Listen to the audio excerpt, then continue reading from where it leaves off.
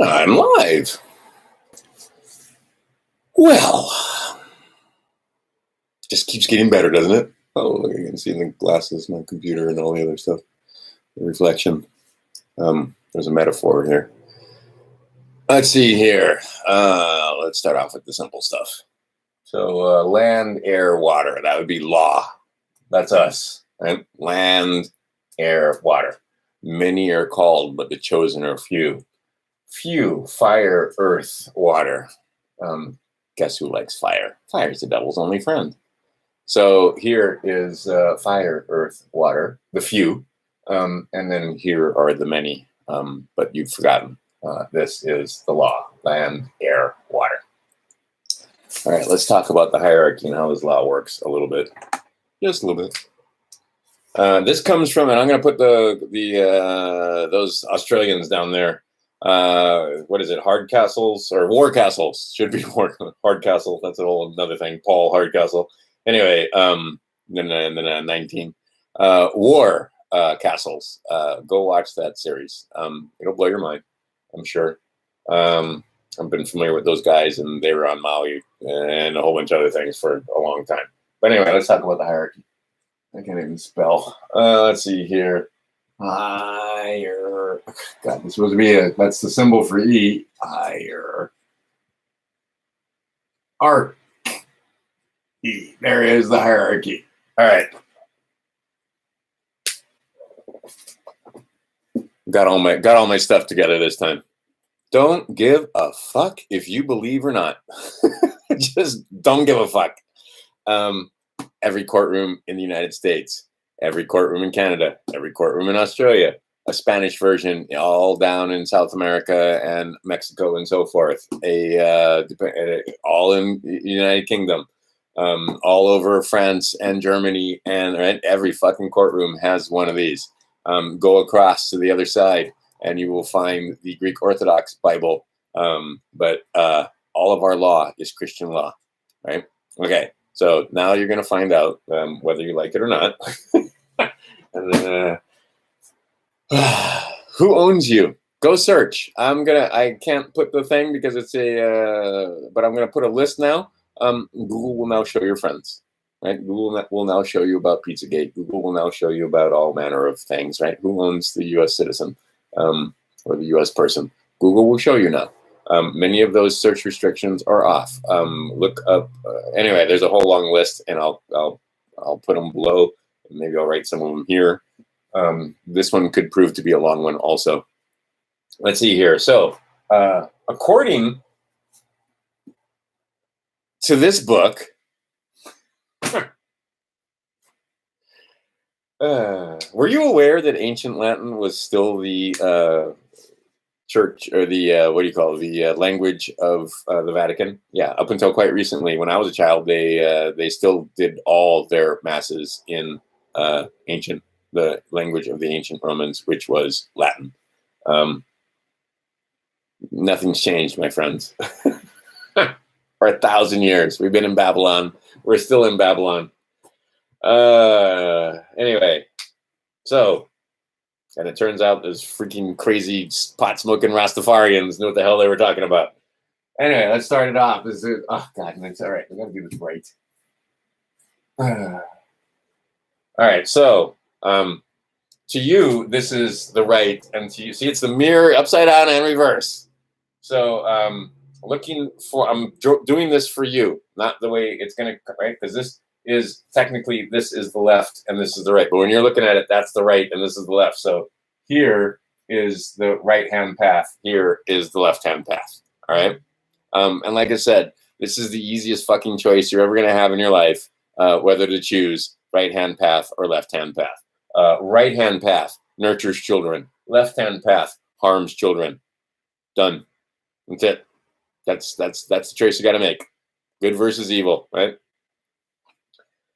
Okay, so at the top of this chart here we have God, right?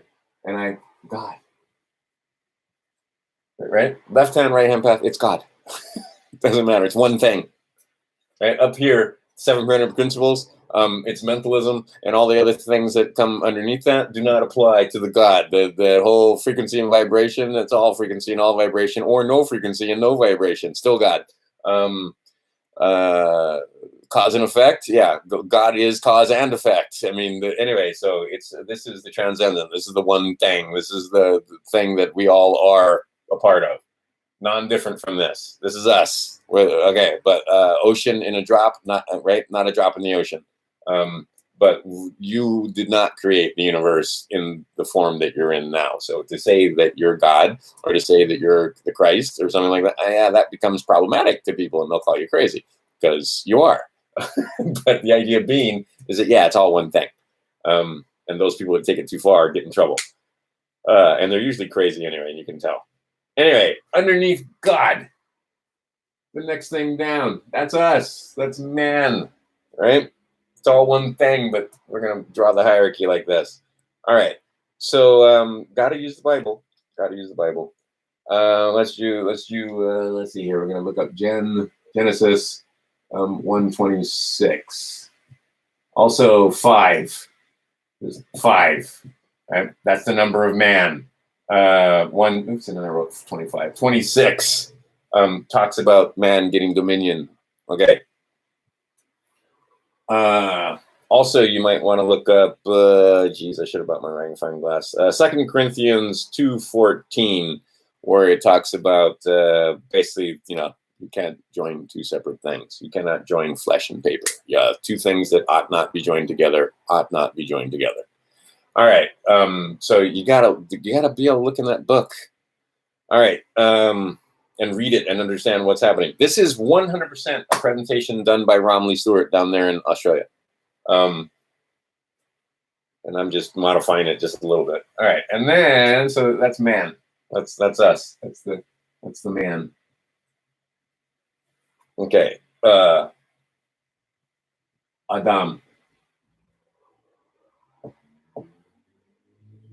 Okay. Underneath man is the Vatican. That I can. Here is the holder in due course of all things. This is the holder. This is that. What does that mean? That, the thing that holds. You put stuff in a vat. The thing you put, right? That I can. Vatican. And then the Vicar of Christ is the head dude at the Vatican. Oops. And I put him on the wrong side. Vatican. That is definitely not right-hand path. These guys are beyond your ability to, you can't comprehend their evil. You can't, their secret societies and all the shit that they've done and actually enslave this planet. These are the guys. The whole thing. All right. They gave us Babylon. You are in Babylon, my friends, and Babylon is everywhere. All the nation states on the planet is now pretty much Babylon. She's a whore, and this guy named Christ, the Christ Jesus, came along to get you out from under the whore of Babylon. All right, gave you Babel, gave you all these words that you think mean one thing but actually mean another. Alive, no, you're live, because amoral, immoral, right? Moral, amoral. Right? Let's see. Just think of all the word. A means no. A means the opposite, right? And there's an exception there where you use an before a word that starts with a. But anyway, that's the negative. That's not positive. That's the negative. So think of some A words, right? that it always means the opposite. Same thing. Continent, incontinent. Coherent, incoherent, right? Like I said, moral, amoral. I can't think of any A words all of a sudden because the camera's on. I don't know. Anyway, but pastille and apostille. I can't think of any A words. Anyway, but A means the opposite. Alive is not live, right? Awake is not wake, right? Wake, not awake. Anyway, they gave you the Babel, where the words mean what you have all kinds of assumption as to what the words mean, but you don't know what the words mean. Go look them up is what you got to do. Okay. And that's Rome. This is Rome, but this is Rome. Is that all the roads lead to Rome? And you're gonna find out. They ain't joking about that. You pay a parking ticket in California. Eventually, some of that money makes its way back to Rome. You pay a anything, anywhere, any bond, any fucking thing. Eventually, it makes its way back to Rome, and it makes its way back to Rome. It's a long way back to Rome, but from DC to the city of London to Rome, that is the trifecta, right? And this is 9, this is 3, this is 6. Oops, put it wrong. This is 6, this is 3. Let's see here, and I'm not going to get into it, but the bottom line is number and gematria mean a lot to them. 411 is coming up. Be of good cheer. Are you old enough to remember what 411 stands for? Anyway, you knew what 911 stands for, right? Emergency. It wasn't an accident that they do stuff on 911, and it won't be an accident when they do stuff on 411. All right, so let's see here. Wait. We got to talk all about these guys. Who are these guys that inhabit Babylon and Rome? Well, the people that inhabit Babylon and Rome, and I can put them on either side, but those are the, and I'm not gonna. Here, we'll put them in a box. Pagans. All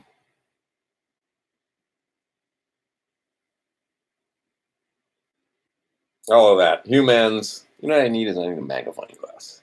Can't even read my own writing. This is how bad it's gotten. The blue light. That's why you gotta, whenever you're in front of these computers, get stuff that, can you not read? Get stuff that it's fine. Come on in. You're doing it. I'm gonna take a short break anyway. How was it? You have fun? Good. Okay.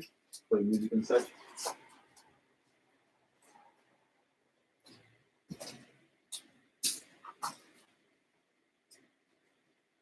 Oh well, it doesn't matter anyway because I don't have it. Wow. Okay. Really? Every time I make one of these videos, something that normally I can just reach and grab disappears. Do me a favor, you got a magnifying glass handy? You? I'll go look in the other room. There's a magnifying glass there someplace. Or it's on the table, or it's somewhere around here. Anyway, go see if you can find a magnifying glass. Just for fun. So I can read my own damn writing. Let's see here. Also, having these on doesn't help. Yeah, even having this stuff on doesn't help. Anyway, so the pagans. The infants. Who make up our infantry. Who else? Just look around. It should be someplace obvious. It's on top of something. If it's not there, yeah, you don't have to dig for it. It's on top of something. Either there. It's supposed to be in the box right there, but it's not. Anyway, oh well. See, this is what live video, you gotta be, I cut these out and I start over again, actually, is what I do. And then it takes me 10,000 times to get them done. Yes, that right there. Thank you so much. Ta-da! All right, so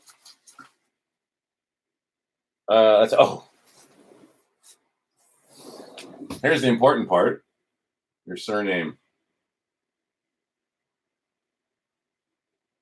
It becomes very clear that this is the thing that creepeth in Babylon. This is the land of shadow. This is the land, of all caps names and signs and symbol and so forth that you don't under. I mean, it's amazing. It's amazing. It's amazing. This is the world they created in your mind, where you think one thing and it turns out to be another. Those police officers in their uniforms, they're letting you know something, but you can't read the code. I'll put a video down there where Madonna's singing about the pasta's gone and now it's fried fish. Anyway, and I used to have such respect for that woman because she was a savvy business person, and I saw that she could she used a very simple stratagem when they were trying to, back in the day, hold her down with sex and so forth. And she released that coffee table book and basically was like, fuck you, if you're going to make money off of pictures of me nude, because remember that? They used to be bringing down stars and starlets and so forth by just releasing nude pictures of them, and somehow their career would be ended. Miss America, what was her name? My favorite one. She had fuck you money because turns out she had some talent. She could sing, and she was beautiful. Black woman. I don't remember her name. Anyway, but yeah, they were doing that to take all manner of people down, and Madonna just said, "Screw you." But now I realize Madonna was she's in the club, was in the club. And all these people that are getting starved of adrenochrome are looking pretty haggard lately. Oh my God. Anyway, so that's we're in Babylon. So who comes along to try to get you out of Babylon? All right, and it's this book again. This it's in here. It's in there. All right. So like I said, what we're gonna do 2 Corinthians 3. Man, I can do a bunch of them. We'll talk about the left-hand path and the right-hand path. It's going to turn into a damn sermon over here. But anyway, as you can see, I'm the least likely to, right? Because the idea is you're supposed to do good works. Once you figure out the information and all the knowledge that this leads you to, the idea is to go do good works. But instead, what happened with the Christians and many other people that are considered themselves of high moral character, they just started telling people what to do. Instead of helping them, instead of showing them how it's supposed to be, and leading by example and doing good works and following the word of the Christ and feeding the poor and ministering to the sick and helping unwed mothers and those that need it the most. Instead, you fuckers went out there and decided that you're going to start telling people what to do, right? But the idea is no. You were supposed to lead by example. You are not to judge. Your judgment is not yours, right? And they created this insane system wherein the Christians became perverted and deceived, just like everybody else, and they started just instead of being the example and helping others, they just got up on their high horses and started telling other people what to do and being the holier than thou. Anyway, so now we have this guy that comes along. I'll use that cross. He's not a dead thing, but this is how we symbolize a dead thing, by the way. So now you have the left-hand path and you have the right-hand path. And it's a very clear, there's a story about a woman and a snake and the tree of life and this and that. And, okay, so all told to you in symbol. Over here is the tree of knowledge. Just put the K and the L, right? Kill life makes it really simple. So the tree of knowledge, right, symbolized by the apple. Knowledge. All right, the tree of knowledge, and then over here we have the tree of life. Okay, so the tree of knowledge. There is your all caps name. There is. There is the humans, there is the color of man, right? There is, it just goes on and on, these people. Painful, it really is. But this is the fiction, the all caps name, the thing that was made in the birth certificate, the trust, the Sedekah trust, all that thing is over here in knowledge, right? Bondage and slavery, right? Pieces of paper. This is where the monsters are. This is where the humans are. This is where the persons are. This is where the corporations are. Corporation, dead who can speak, right? This is why these guys don't get in trouble when they fucking shoot you. You're already dead, right? And we can prove this later on with some of the names of some of the accounts, the Mortimer accounts and so forth. So what you want to do is raise yourself from the dead, right? You're not lost at sea. Right? And collapse all those bonds and all those trusts and so forth so they can no longer play with them and make money off of your stuff. But before you do that, why don't you claim all that shit and bring it into a sea of entry? There is the story they were trying to tell you in various pirate movies, and latest was be the Pirate of the Caribbean. But you got to go dig up your treasure and go take it and into a port of entry, and you're not dead, right? The whole fucking story. Once you start realizing, it's awesome. They gave us all kinds of notice.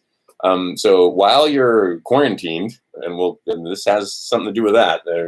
This all ties together. It's the same story, right? A long time ago. Okay, a long time ago in a land far away. We'll get to that. Nothing here. I'll just put that as a note to myself for later. Do nothing. There you go. All right. So the tree of knowledge. If you come over here, it kills you. If you come over here, you're dead. If you come over here, you have an all caps name. Go to a graveyard. Go to any graveyard. And like I said, you got to go watch War Castles. I will put a link to them here. If you go look, right, like I said, you're on my channel right now. So if you go there, you will see that I've made some more playlists, right? Go watch the fucking playlist, right? Go watch the Promissory Notes. Some Moors just figured out the Promissory Note wild things. I put their video up. Anyway, there's the War Castles 1 and War Castles 2. Watch War Castles 1, and then you got to watch War Castles 2. Because I live on Maui. I have prima facie evidence of many of the things that guy is saying is true. Our federal building's gone. Right? Our banks, the banks that were here ripping us off, they're gone. Right? But they just, if the tree falls in the forest and you don't hear it, did the tree fall? Okay. But I always wondered how that federal building was gone. The only fight that I ever saw my grandmother and my mother get into that was actually bitter. Well, actually 2 fights, but that other one came much, much later. But up until in my childhood, my grandmother and my mother raised me, and the only ever time I ever saw them have a non-united front when it came to something that had to do with me, because they might bicker or whatever. But as I found out later, they had a very close relationship, my mother and my grandmother. But they never fought in front of me. They never disagreed in front of me. Right? If they were in front of me as a child, up until the time I was fucking 30 years old. It was one voice coming out of 2 mouths, right? They never disagreed. They did not fight in front of me. Okay, one time they did fight in front of me. It was in front of that fucking federal building when they were trying to get me a social security number, right? My grandmother was 100% against it, right? Like yelling at my mother. I mean, oh my God. And they were yelling back. Anyway, okay, the building where we got those numbers and so forth, used to be the federal post office up there, is gone. It's a fucking parking lot now. It was one of the oldest buildings up there. Because there's a county building, there's a state building, and then there was a federal building, all in within walking distance up in the capital seat, up in a place called Wailuku here on Maui. The federal building is a parking lot now. Clue. All right, now I know why it's a parking lot. And the Social Security office and all the other stuff that used to be in that federal building is now in a private building, still in the same catty corner to the block that it was in. Anyway, but they're now in one main plaza. There's a bunch of different government offices that used to be in a federal building, but now they have to have private offices. It's a whole thing. Anyway, because they're private corporations with private businesses, so they're making them lease private buildings from. Anyway, all right, or private space. So over here, this is life. This is life. This is life. And I can put all kind of fun Bible quotes in there. I'm not going to, because it's already, people get turned off when you start talking about the law of the land, right? Oh, by the way, this is also the law of the jungle. Once you start learning the way they speak to us in code, this is the law of the jungle, right? The garden, the law of the Garden of Eden, the law of the jungle. This is the law that fucking George Bush is talking about, right? No, this is the law of the land, right? But in the slang from these freaking demon worshipping bastards, this is the law of the jungle, right? For you pagans that don't even know what it means, what the words mean, and how to get out from under. So anyway, this guy named Christ comes along, and he says that ain't no way to get back, you guys, right? If you are here, you will be set free, and you can return to your dominion over the Vatican and over man, and you can, right? But you got to be a Christian. Okay. So if you want to get out from underneath this, you need to choose between the tree of knowledge and the tree of life. Simple as that. Most of us have been deceived into learning or being in the all caps name. You think that all caps name is you, right? One of my favorite lines from one of the movies is that your girlfriend? No, it's a picture of her, right? That license, is that you? No, that's a picture of you. These are all expired. Here, wait, let me get my oldest one. These are passbooks for slaves. Literally, they're passbooks. Just like I used to get when I was a little kid. It is a good one. Let's see here. We're going to use this one. Yeah, why not? Because you'll have a hell of a time reading it. Oh, no, I won't, because that's got information that, even though it's ancient. This is my first passport that I ever got. And look. Oh, and then that's the other thing, guys. There's some stamps. Right? Here's another passport. It's a boring passport. It's a boring passport. This is a funner passport. Yeah, look at all them stamps in there. Right? Many fun stamps. Look, some of them are red, some of them are blue, some of them are oh look, there's a Visa. There's one. There's one that you rarely see. That is to get into the PRC. That is to get into the People's Republic of China. Very few people, like I think only 6% of Americans even have one of these things. And out of that, I can't remember what the number is, but it is a tiny percentage that have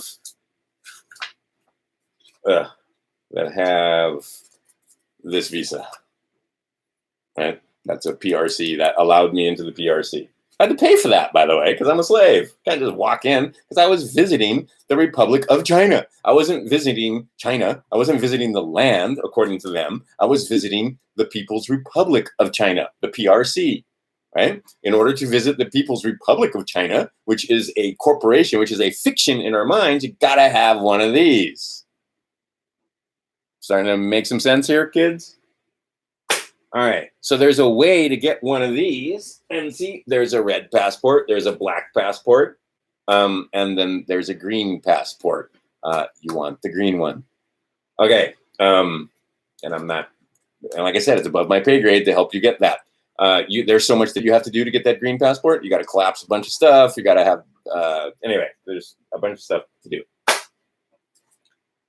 It's like 40 sheets of paper and 40 stamps and 40 places and a lot of things that you need to do. Actually, you probably don't need all 40 of them if you know what you're doing, but there's a lot of paperwork to be done if you want off this plantation, slave.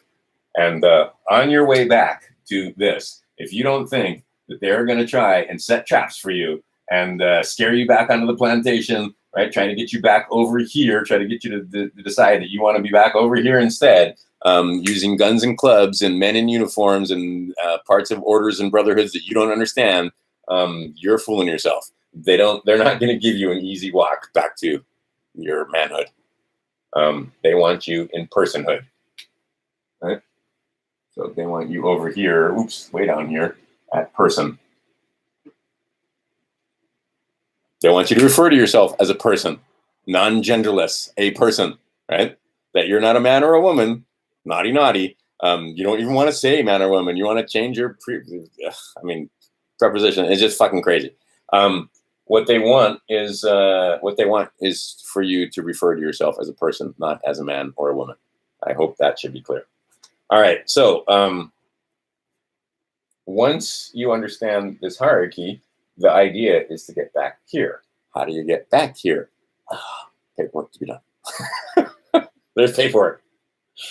Anyway, but see, while you're over here, you're a human. You're the color of man, right? Over here, you've got the color of law. You don't have law. You have the color of law. Over here, you've got the statute merchants writing all manner, and they can stop you at any time for any reason, for anything, because there's a statute that right? And then they set up the system of bonds. And in order to get out of the problems, and see, this is where many have started to figure out that they're never going to get arrested for some of the things because they understand this, and all they do is pay the bond. They get the break because all of our crime, all of our all the stuff that's like I said, you sock somebody in the mouth, and you get a police report, and you get arrested. Well, then there's going to be a bond that's created, and you got to pay off that bond. But see, your bonds are created, or you can, if you know how, you set it off because there ain't no fucking money. But what you decide to do is go get a bond make yet another bond, and you go get that with FRNs, and then you set off the bond with the bond that you paid that you used with labor instead of understanding how to set off that bond. And there's a way to do that. And see, this is why you need to be a good moral character and not share this with bad people, because they'll figure out that, oh, they can just pay the bond, right? And if they pay, and see, some bonds you can't just pay. Well, actually, that's not true. You can pretty much pay all the bonds. But some of them, if the crime is heinous enough, you pay with your life, right? And it's all about bond. It's not right or wrong. It's not right. Justice is blind, my friends. We don't have justice anymore. We've got a dead thing. She even wears the white toga, the white robes. That's the sackcloth. That's the what's the word I want? That's the shroud, as it were, that she's in. She's not in princely robes or kingly, right? She's blind, got a blindfold on, sword up, scales down. When it's supposed to be justice, which is the important part, is scales. And if you come up wanting, then the sword, right? But instead, it's sword up, scales down, because we are pagans. because we are adults, because we are adulterers, right? You get into adulthood, which you're supposed to do if you start understanding the 7, 7, 7, 7. There's 7 years old. Yeah, you should claim the paperwork that they made for you, but you don't. So now you're dead at sea for sure. Then at 14, there's a rite of passage. The Jews have bar mitzvahs, and many other cultures have things that happen at the second 7. And then the third 7 is 21. That's when you get your key. And at 25, that's when you fully come out of bondage. And then at 5 7s, they would allow you to be president of the corporation if you wanted to be, but you'd have to have 5 7s under your belt, not just 3 7s, right? Not just 4 7s. So there's 28, there's 35, and it's all about 7s. Anyway, see, in 35, there's 5 7s. There's the number of man. All right. Anyway, you got to know that you want, right? 3, 7, 5. There's a whole, all of them. All the numbers have meaning, and they all have, right? But there's a number of man. Go to Genesis 5, and you'll see why, right? In fact, let me bust open my, we go bust open book, like on the Muppets. All right, and I'm definitely going to need a magnifying glass for this stuff. Let's see here. That's 4. There's 5. 5. This is the book of generations of Adam, right? And if you read it in other ones, that's the book of man, right? In that day that God created man, that's why it's the book of man, in the likeness of God, and made he him. That's anyway, that's King James. But anyway, 5, the man. 126, dominion over all things, including the Vatican. This is why you saw there, if you saw the Moors kissing the feet of, the Pope kissing the feet of the Moors, because those were men. All right, this thing right here, let's, if you take a look, this is a checkbook. If you take a look at that line right there, where you sign, you are the authorized representative, right? Because this thing that's in all caps in this checkbook in the top right-hand corner of your check, that's in all caps. What is that? That's the dead man that you're authorized to represent, because the dead man can't move. The dead man can't do anything. That's the land of shadow, right? You are the commercial energy. You are the thing that makes everything happen. But see, according to them, you're dead, right? You're a corporation. That all caps name is corporation. Corpse that speak. Corporation, right? Okay, then it gets crazy. Look at my notes. I'm not going to get into all of that. So now, once you realize you're a man, you can begin claiming things. You can begin claiming things that are over here. How do you claim things? Using the United States Postal Service. So we're going to do another hierarchy. Above all things is the UPU, Universal Postal System. This is how everything runs. I'm not going to get into it because, like I said, just go watch War Castles, and they have a great explanation down there in the first few about how the UPU works and why. When we were first making this nation and trying to get out from underneath this with our Declaration of Independence, ours wasn't ours; it was Masons. All those men were Masons. How they were, how the King of England was able to retain control, let's put it that way, over these colonies, and the various wars that we had and fights that we had trying to break free. We never broke free. They just told us we did. Let's put it that way. But anyway, it's the Postal Service, right? Because the post office, that's where everything moves.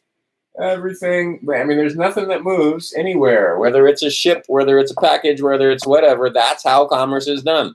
You cannot get from stuff from your factory to any other place on the without it moving, right? So you have to have rules, guidelines, and so forth that everybody agrees to, so that the commerce can happen, so that food can get from one place to the other. Because if you do anything else other than being a peasant, where you go to a farmer's market, where you bring the produce yourself, where you bring everything yourself, you deliver it to the person right there on the spot, and then you take, and then that person takes it away. Other than that, you need postal service, right? Amazon, anything that you get through the mail.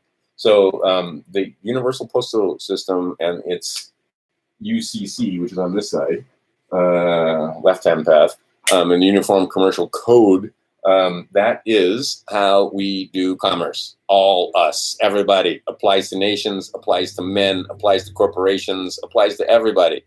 Now, wait, I misspoke. It does not apply to man per se, unless you are representing one of those corporations, LLCs, etc., one of those things over here in the tree of life, over here, excuse me, in the tree of knowledge, not in the tree of life.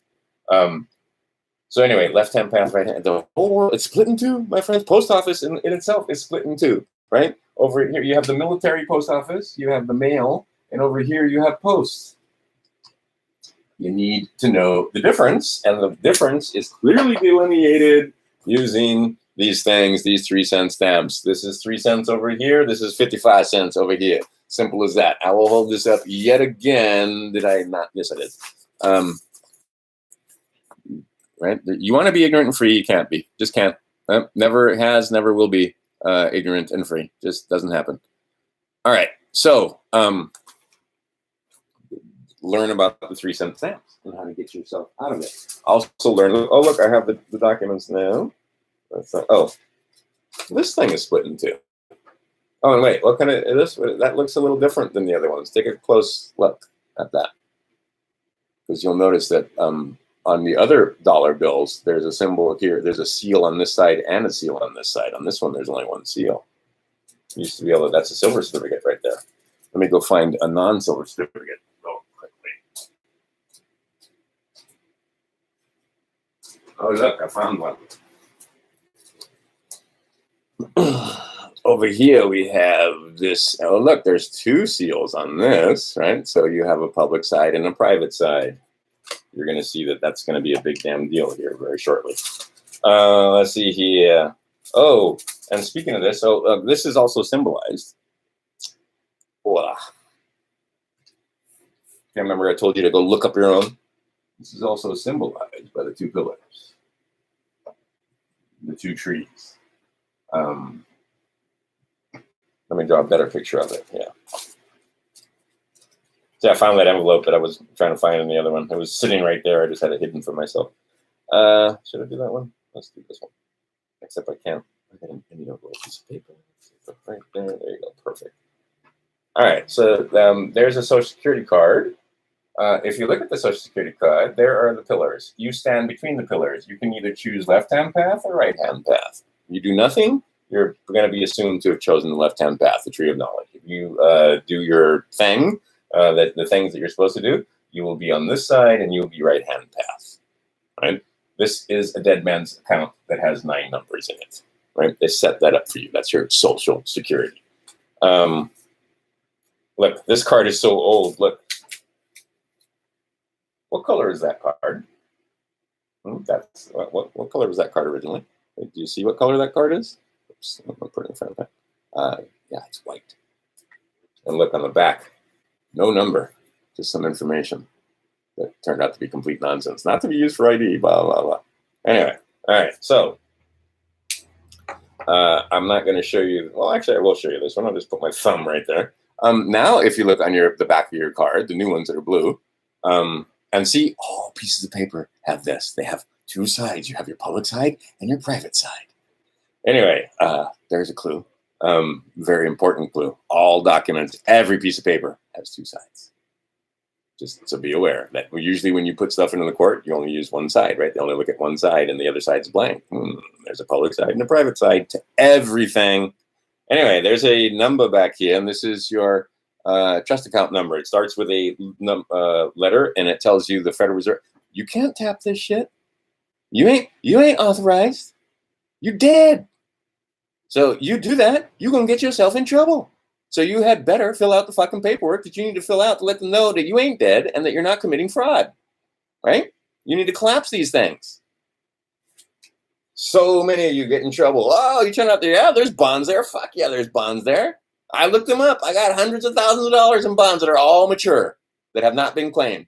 I do not have the authority. Just because they have my name on them and they're linked to that account, I do not have the authority, and neither do you, until you fill out your fucking paperwork and let them know who you are and you get acknowledged that, yeah, you're a man, and yeah, you're over here, right? Yeah, you're in the private. Yeah, the only way you can come to Christ. It's the only way you can get back to man, being a man, and getting back to God is through the Christ. Whether I don't give a fuck what religion you're in. I don't care if you believe this book or not. You dumb fucks. This in dumb fuckistan. This is the book that lets you know what's going on here. This is the law. This is the book that all of our law is based on. It's in every fucking courtroom. You better know it's in the fucking book. Right? Hate to be like that. Thumping my Bible. Right? But I mean, believe me, I am not welcome in many, many of the houses of the dead. Right? They're flying this symbol right here. That symbol is for the dead. So you walk into the dead, and in the old days, the Baptists and the Southern Baptists, I love it because then black folk is singing and they're happy to be dead, right? But in all the other churches, it's organ music and it's like funeral dirges because you dead in there. And once a week, they come in there and remind you you're fucking dead, and then they extract 10% from you dead idiots, right? Of which they're supposed to go take out and do good works. But I think you can tell many of those churches, they ain't doing good works. They're lining their own pockets. They're building themselves big houses. They ain't feeding the poor, right? We got more churches than fucking homeless in this country, and yet we have homeless in this country. Explain that. All right. So, I had more last time. I'm down to 4. It's Saturday, but you guys are sheltering in place, right? They gave you some fancy words, sheltering in place, because you might be an asymptomatic carrier. Oh, the sheep love it when they get to use conspiracy theory and new words that they don't know what the fuck they mean. Anyway, so here is this document. Well, I can't show that one. Well, I can, but I have to. And I'm just going to show the bottom of it. Yeah, there's all kind of numbers on this that you need to know what the numbers are. Okay, so on the bottom of this thing, and I'm not worried about it because you guys won't be right. Notice the seals. There's 2 seals. That's the number that all the hullabaloo is about. You can't even see it from where you are. But anyway, it's in red. And in mine, they stamped it. Makes it hard to read because they're supposed to stamp it over, but they stamped it over the form itself. But you can make it out because it is in red. Oh, red. Blue is the ocean. Black for contracts, red is for blood, or symbolizes the blood. Anyway, so in all this drab form, that, by the way, let's fold it this way, you can clearly, Jesus, can I do that? Yes. You should be able to clearly see that this is bond paper. You are in bondage, my friends. Right? This is bondage. So saying you think that bondage means you've got handcuffs on and you're in chains and you're in bondage and that you're in a cage and you're in jail. That's bondage. No, this is bondage. This is a different kind of bondage. They spoke of it very clearly in The Matrix. It's a cage for your mind. They wouldn't brand you anymore because they stick a brand on your body. They put these numbers. All right, because there's this number and then there's another number up here, and they all have significance. Yeah, this number I finally. Let's see here. 1, 2, 3, 4, 5, 6, 7, 8, 9, 10, 11 numbers there. And 2 more would be. Let's see, there's a code that you got to put in, and we'll give you 13. So there's 11 here. There's only 9 there. There's 9 on your social security number. The Babylonian money magic of Babylon is based on 9. They hate 13. Generally 3 9s. And 3 9s upside down and backwards is this. As above, so below. Okay. It starts to sound all kind of crazy and nuts and stuff, but I'm serious. All of this stuff has meaning and it all has import. Right. So a long time ago, yours truly, we'll skip that. Thus endeth the law and so forth. Like I said, what exact paperwork to use and what exact forms. And there are forms, right? You don't just have to write raw affidavits. There's actually fucking forms to fill out. Right? I mean, which tells you that, and these forms have been around for quite a while and they keep revising them and so forth. But anyway, there's forms. You got to find out what the forms are, what forms you need to set yourself free. there are many forms that you need, and they're all sitting there waiting. They're waiting for you. And see, here's the other thing, which blows my mind. But see, because they can't act unless they are complained to, or unless you give them paperwork, then they can act. They can't just set things right because their hands are tied, because they can't act without proper, without you asking. You have to ask, right? You have to ask. That's all it is. James, or you have nothing because you asked for nothing. Was that James 4:2? You got to ask. And I can get into other Corinthians and wherever they talk about the fact, and Proverbs and so on. And anyway, the idea is that all of those chapters and verse, if you learn them at all, and most of you, it turns out, didn't learn them in the first place, but those of us that did learn them were taught one thing when actually they mean another. Simple as that.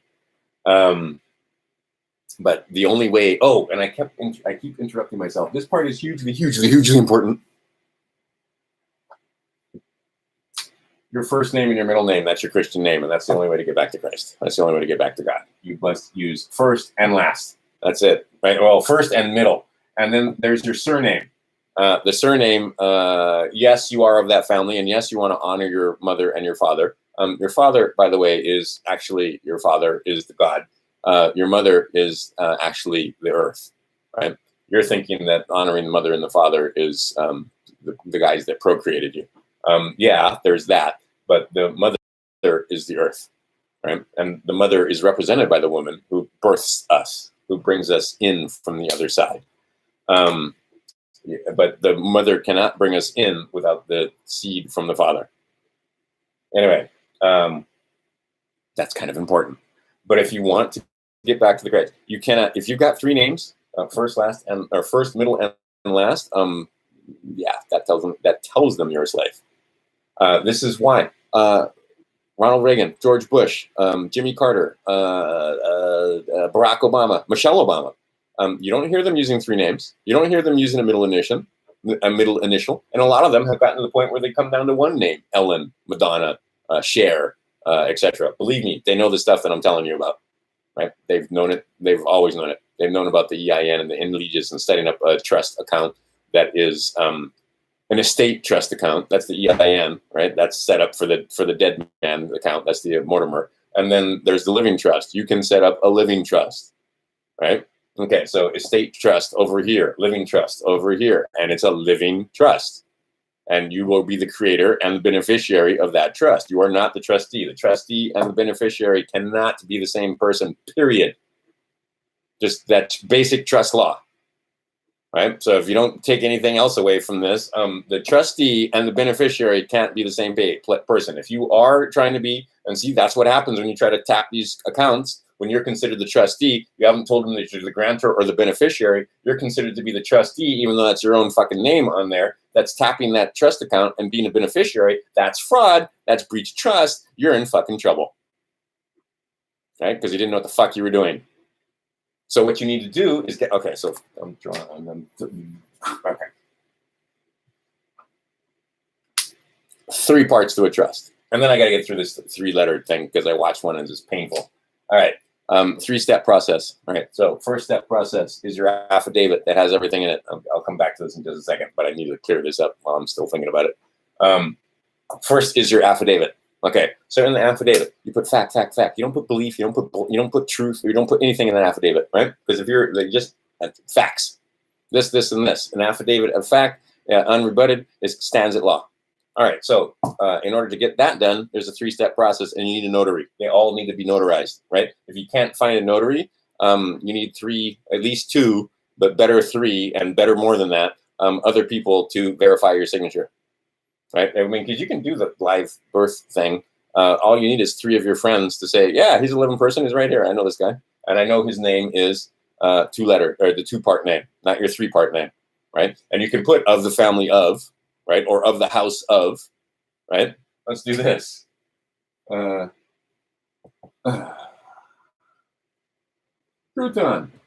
Ramon. Moan. Okay, that's it. It's the Christian name right there. Okay, now if I do this, that would be of the house of math. I actually do that sometimes, right? Because whose house is he in? He's of the house of math. It's completely fictitious and legis. Crouton Ramon, right? Fact is Crouton Ramon. That's the name. And notice how I wrote in all caps here with a dash. House of math. Okay, so the other guy would be uppercase, lowercase. That's a noun. Title case, right? That's his title. See, and ooh, they take your titles and they do identity theft and they do all kind of naughty stuff that you never complain about it, so nobody ever does anything about it. Anyway, so and that would be different if I put House of Math, Crouton Ramon, right? You'd notice the difference. But a lot of you guys don't seem to notice the difference. They put your last name first, and then your name and your middle initial, or your name, right? That's a big difference. Anyway, on this over here, when you do a 3-step letter process, you set an affidavit of facts. Facts, facts, facts. If you have a notary, boom, that's great. But most notaries are weak and they don't know the power of their office. But if you have 3 friends, that's just as good. And you put your thumbprint on there, and you got to know the difference between a signature, a mark, and a autograph, right? When you sign certain documents, you want to use an autograph, and that should be very, very rare that anybody ever sees your autograph. Signatures and marks, sure, but not your autograph. All right, so when you set that up, the first thing in that 3-step process is the affidavit itself, or the form, and its attachments. Okay, then you send it off to whoever it is. 10 days later, and 10 days or 21, depending, or even 30 days, and I've been given as much as 90 days in the contract. It told me you got 90 days to respond, and then if you don't respond, you're fucked. Anyway, but usually 10 days is gentleman agreement, 20 days if you're being nice, 30 days is right, depending on the contract. But anyway, at least 10 days. You can't say you got to have it back to me tomorrow. Now, some of them, they have self-inflicted rules, like 3 days and 5 days, depending on the forms, right? And when in banking, it's like 3 days before right? They got to clear that check, or they got to clear certain documents within 3 days when presented. Anyway, so then your next thing, this is called an affidavit of default. I don't know why I said it wrong, right? This is affidavit of default process. But this second part is the affidavit of dishonor with opportunity to cure, right? So first one is your aff, and you are the affiant, right? So affidavit. Second one is the aff of dishonor, because again, all law in the United States is Christian law. Though he who dishonors first loses. Simple as that. According to this book, which they all follow. It's in every courtroom. Okay, so affidavit of default, where you're very kind and you say something like, well, I know through no fault of your own, I'm sure you're busy and you got more stuff to do than just take a look at my stuff. But anyway, I sent you this thing 10 days ago or 21 days ago or 30 days ago or 90 days ago or however fucking long ago it was, and you never answered me. You are now in dishonor. But I'm sure it's not your fault. So here's the opportunity to cure. Here's the affidavit again. Or with me, like if it's been filed in a court or something like that, just give them the face page with a copy of the blue ink wet mark, and with all the first page, and they have all the information there, right? In private contracts, because it's not that, you're gonna have to send it twice, right? Whatever your affidavit was. Well, here's the affidavit again, just in case you didn't get there, right? And just in case you had, right? So you're in dishonor, but I'm giving you another 10 days. Now it is 10 days. Right? You got 10 days, motherfuckers. If you don't answer this, whatever's in this affidavit is going to be considered true. Okay? And then the third part of the affidavit is the notice of default, right? But this is the affidavit of dishonor with opportunity to cure. And it's a very short letter that just basically says, hey, I sent you this, you didn't respond. Right? This is the way the IRS does it. This is the way your government does it. This is the way everybody does it, the bill collectors. You're in dishonor when you don't answer them. Right? If nothing else, say I can't pay. If nothing else, send them back $1. But don't just not answer, right? Because if you don't answer, now you're in dishonor, and now you're considered everything on that bill is true and correct. Everything included on that bill. And we'll talk about the word inclusion in a second. And I got to get over here. Like I said, there's so much to do, so little time to do it. So anyway, 3-step process. You got to learn these fucking processes, right? Because in process is remedy, right? Not in this substantive law. That's great, all the case law and all the laws and all the statutes and all that stuff. But fucking hey, there's millions and millions of pages of that shit, right? You need to understand contract law and you need to understand procedure. Here's a very simple procedure, right? There used to be an FOIA procedure that I followed stumbled through and turned out. Don't do that. They're like, learn. You only learn from mistakes, but you can only learn from other people's mistakes. And I can tell you, don't do this. And you can't do this anyway, because for the last ever since the bankruptcy in 1999, they have done everything they can to gut the Freedom of Information Act so they can't do it. But then you used to use the Freedom of Information Act and Prudent Man Rule to come back over here and say, hey, if you can't give me this information, then I'm going to assume you don't have it. IRS does not have a creation statute. And they try to make it like a big deal, like, oh, so no big deal. We don't have a creation statute. Well, if they don't have a creation statute, they can't have effect over you and the corporation. But anyway, and through Freedom of Information Act and through three-step process, you can say, hey, my status should be MFR01, and you don't even know what that means on your, which is basically your individual master file. That's your designation. That's a code there, and that code says not required to make a thing. All right, so I sent them an affidavit and so forth that said it's supposed to read MFR01. You guys changed this, blah blah. Anyway, they never responded to me. I did the three-step process, and bam, I had them. Because Prudent Man said, if you can show me why you changed this and that it should be changed and that I am anything other than MFR01, here's your opportunity. You had one chance, you had two chances, you didn't do it. Here is your affidavit default. My statement stands. I am not, right, within. I am without. I have an, right, okay. I don't recommend you do this because you can get in trouble, right? I had some luck on my side and some providence and so forth. There's a better way to do it with Pete Hendrickson and so forth, using their own fucking forms. And basically just telling them, excuse me, you got the wrong guy. Right? Again, there's 33% fucking more income for you if you just learn that one method alone, right? Never mind all the rest of this stuff. You just go over to losthorizons.com.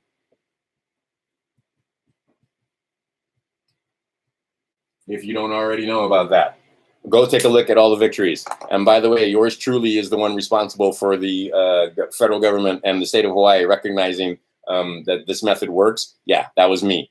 Anyway, for Hawaii, anyway.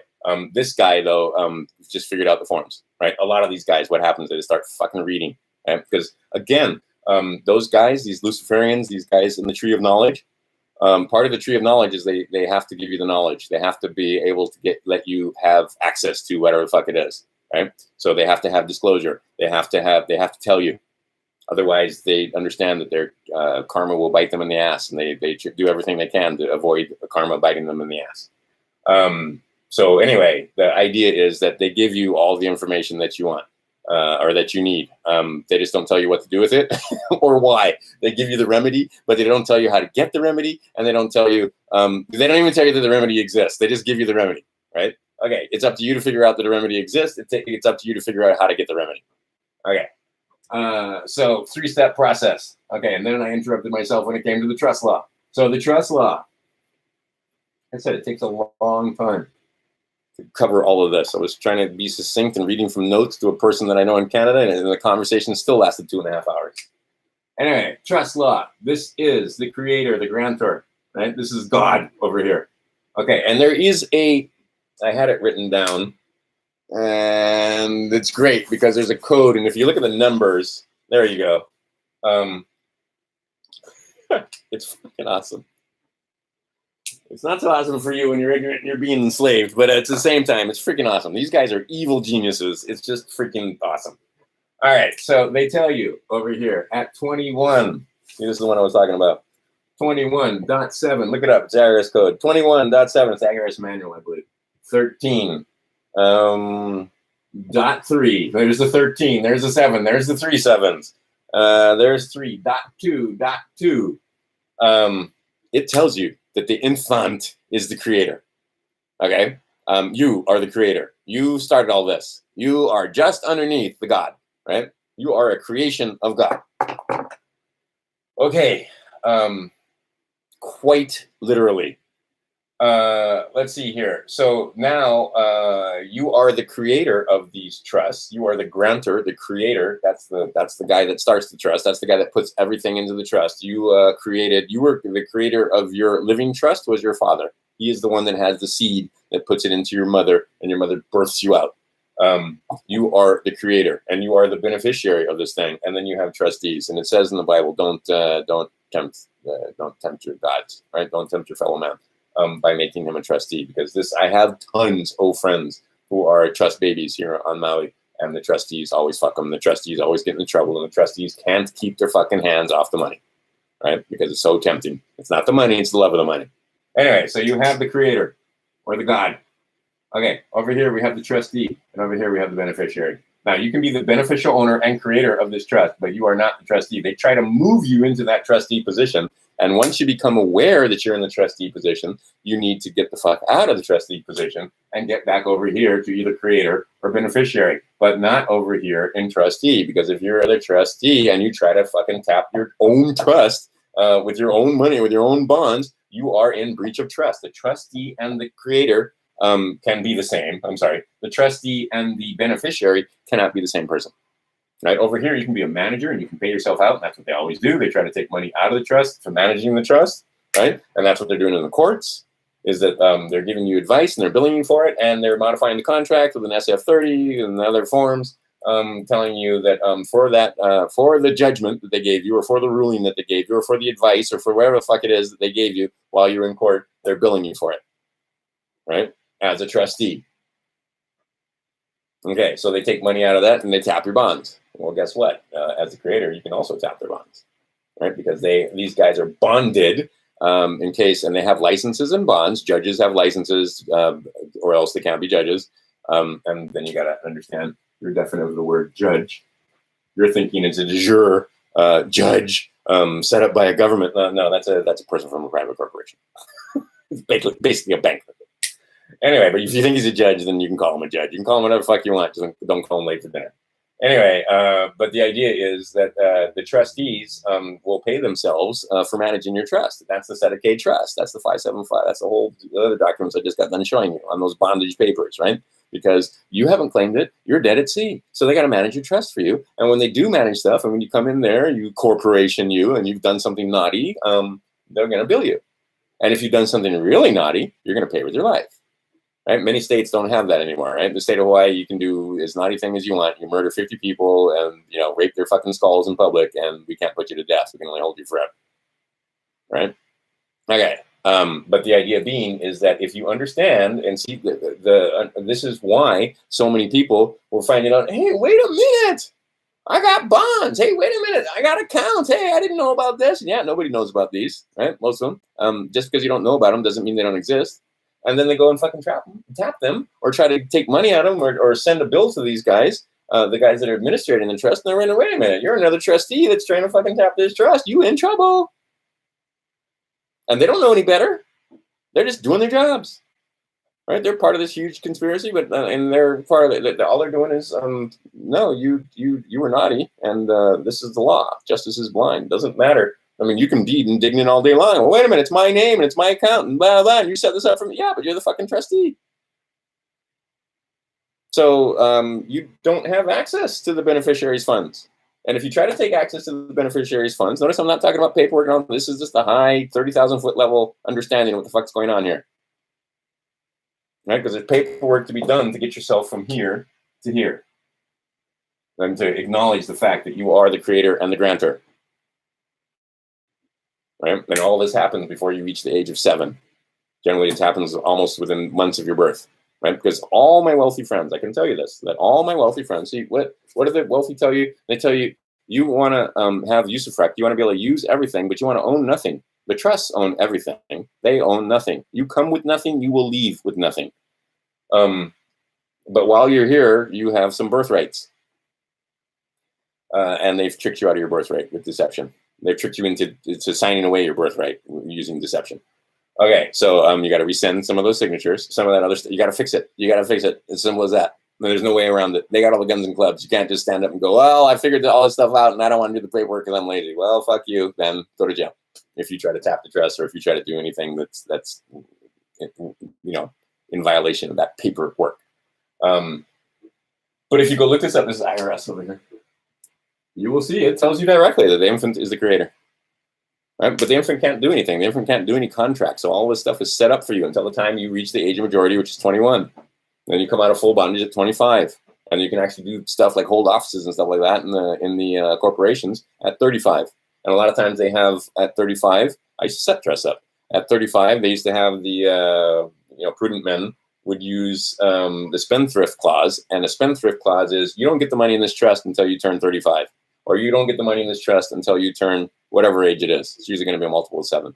Sometimes they give it to them at 21. That's probably a really bad time to give a person more money than God is when they're 21, because it's going to be cars and booze and women or men. It's either going to be dick or pussy, a nice car, a stupid house, perhaps a boat, an airplane, flying around in private jets because you wouldn't want to fly around with the fucking little people. Anyway, 21 is a really shit time because what they've been programmed with all the music videos and all the shit that in pop culture is that's what you want, right? Is you want the car, you want the women, you want the pussy, you want the dick, you want to be the thing, right? You want to anyway.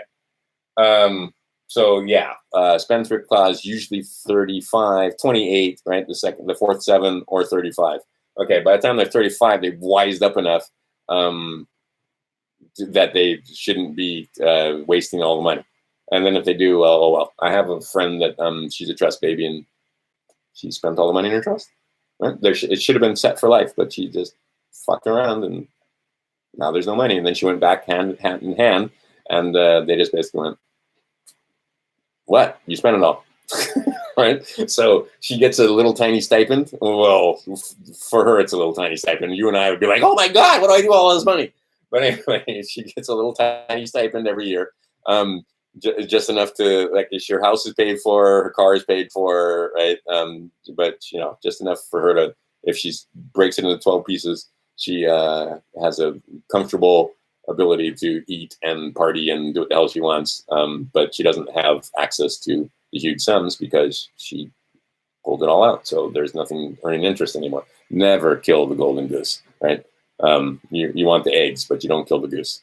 And the interest, right? So that's the thing that you see. That's that story right there. I tell you all these stories, and you don't know what the stories mean. The story means if you have a huge amount of money drawing, say, 10% interest, if you've got, I don't know, let's make it easy, $3.6 million getting 10% interest, that's basically $1,000 a day. Right? Because 10% interest is $360,000. So, right, and you could go 10 points something or another to get 365. But anyway, 365 days in a year, $360,000, $1,000 a day. Right? And you never touch the principal. Next year, right, you take abundance from abundance, and abundance remains. All right. Most of you can never get to the point where you get $3 million at a shot. Really, we get, geez, I didn't see all the comments over here.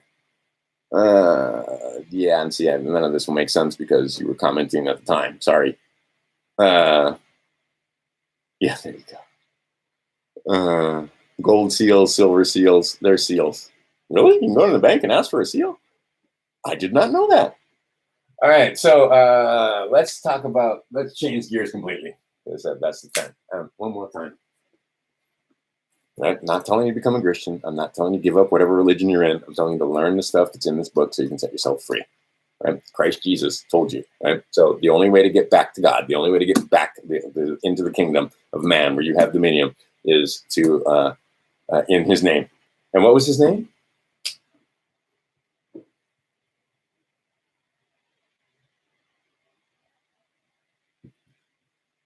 Jesus.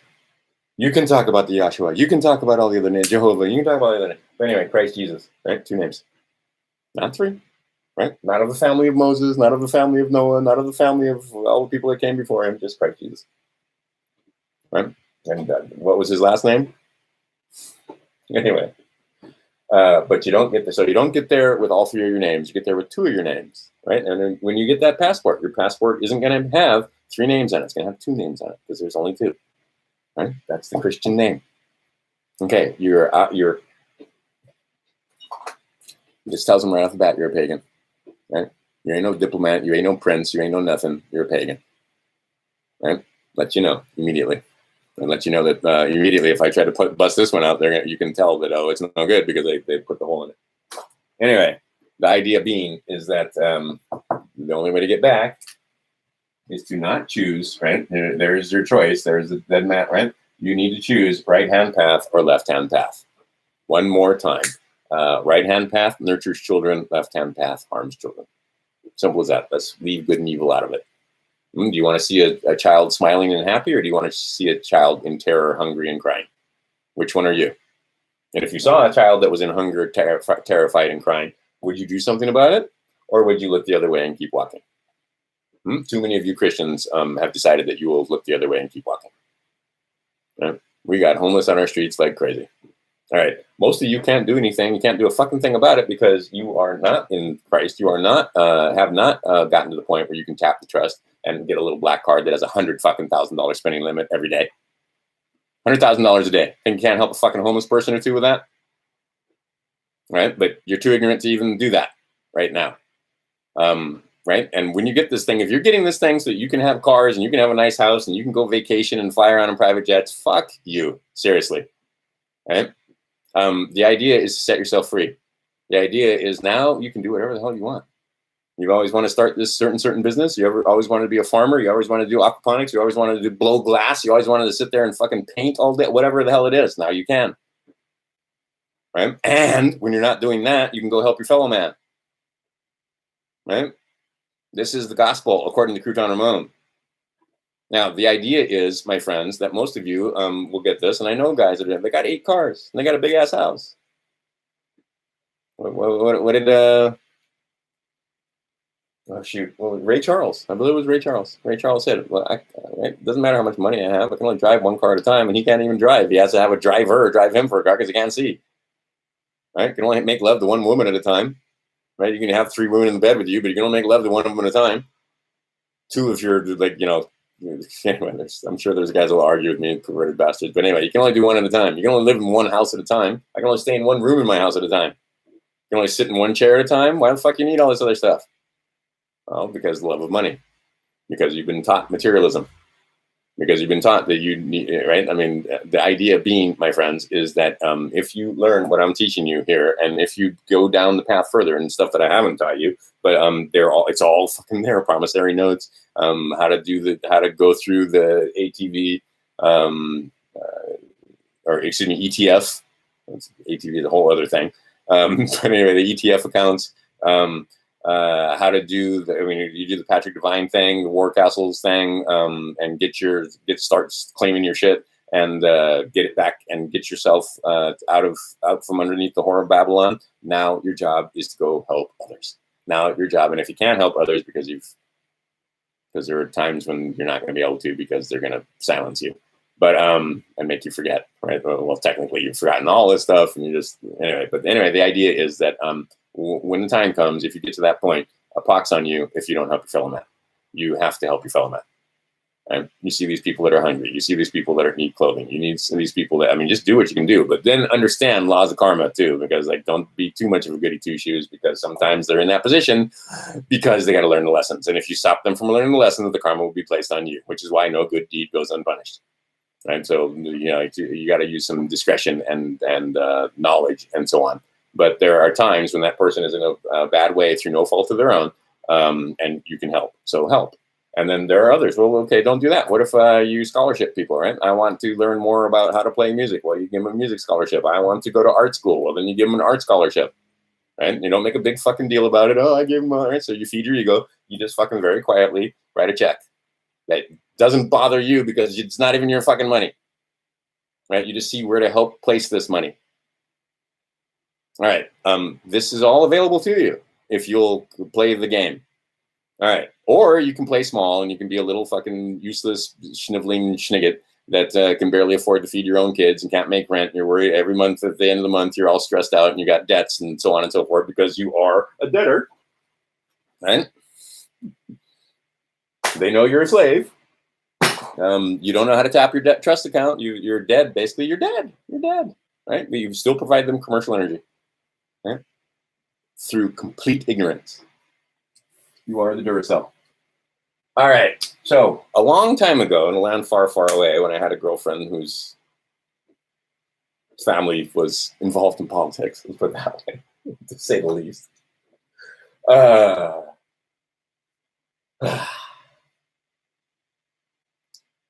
wrote a long dissertation on how we bring these fucking bankers down. Okay. And the way you bring the bankers down is by doing nothing. That's how you bring them down. You don't go in the street and protest. You just do nothing. right? Don't go watch a movie. Don't buy gas. Don't anything. You gotta keep your lights on. The best thing would be to turn your lights off. But anyway, figure out how to replace that system with using the shit energy that they give us now, like with photovoltaics and wind energy or something. But anyway, get off the grid. Just quit paying them. Just quit fucking paying them. Okay. It was a long, long thing, and I could try and go and dig it up. All right. But basically, the idea was to have internet, not even cable, just internet, because you don't want to play with cable companies and so forth, and then grow your own food, grow your own stuff, right? Okay, that will kill them the next day. Well, you know what? You wouldn't do that because that would crash your economy, and you know it. Because if you just stayed home and nobody went to work and nobody went to school and nobody went to a concert and nobody went to a sporting event, that would crash the whole fucking thing, wouldn't it? Wouldn't it? Wouldn't it? So what they're doing right now, because they could never and we could never, I never say I wasn't smart enough. I figured out that this is how you crashed it. And by the way, I wasn't the only one here. And I just wrote a long dissertation. And certain people saw this. This is years ago. Certain think tanks and so on. Because this plan has been in the making for a long time. This plan, ever since 1912 or so, 13, and then for damn sure, and when they shot Kennedy in the head, they were like, and then they fucked around for another 5 decades, and half a century. The other guys were getting to the point where they really were gonna, you were gonna be a sad bunch of campers. You got men to thank that you have no idea. Anyway, they were gonna have you have the flag in the position of surrender, right? Not this, but this.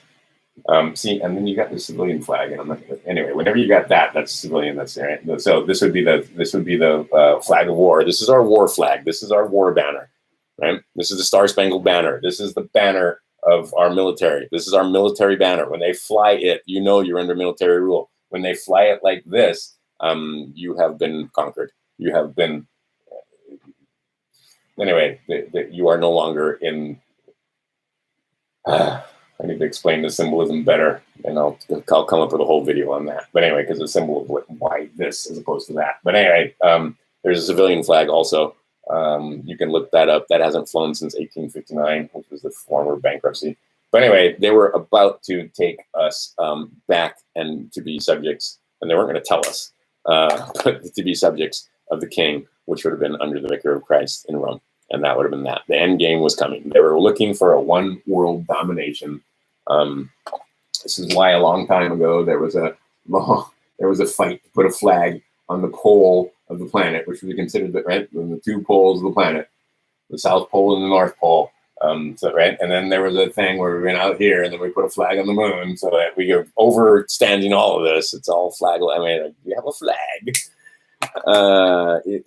He was more notice. More notice. Anyway, the point being is that now they are changing the system. And yes, without sounding like too much of a loon, they have certain technology that allows them to see forward, to see most likely outcome. Most probable is mathematics. Above all, mathematics is predictive. The whole fucking point of the mathematics is not what you think it is. The whole point of the mathematics is to be able to predict the future. Above all, math is predictive.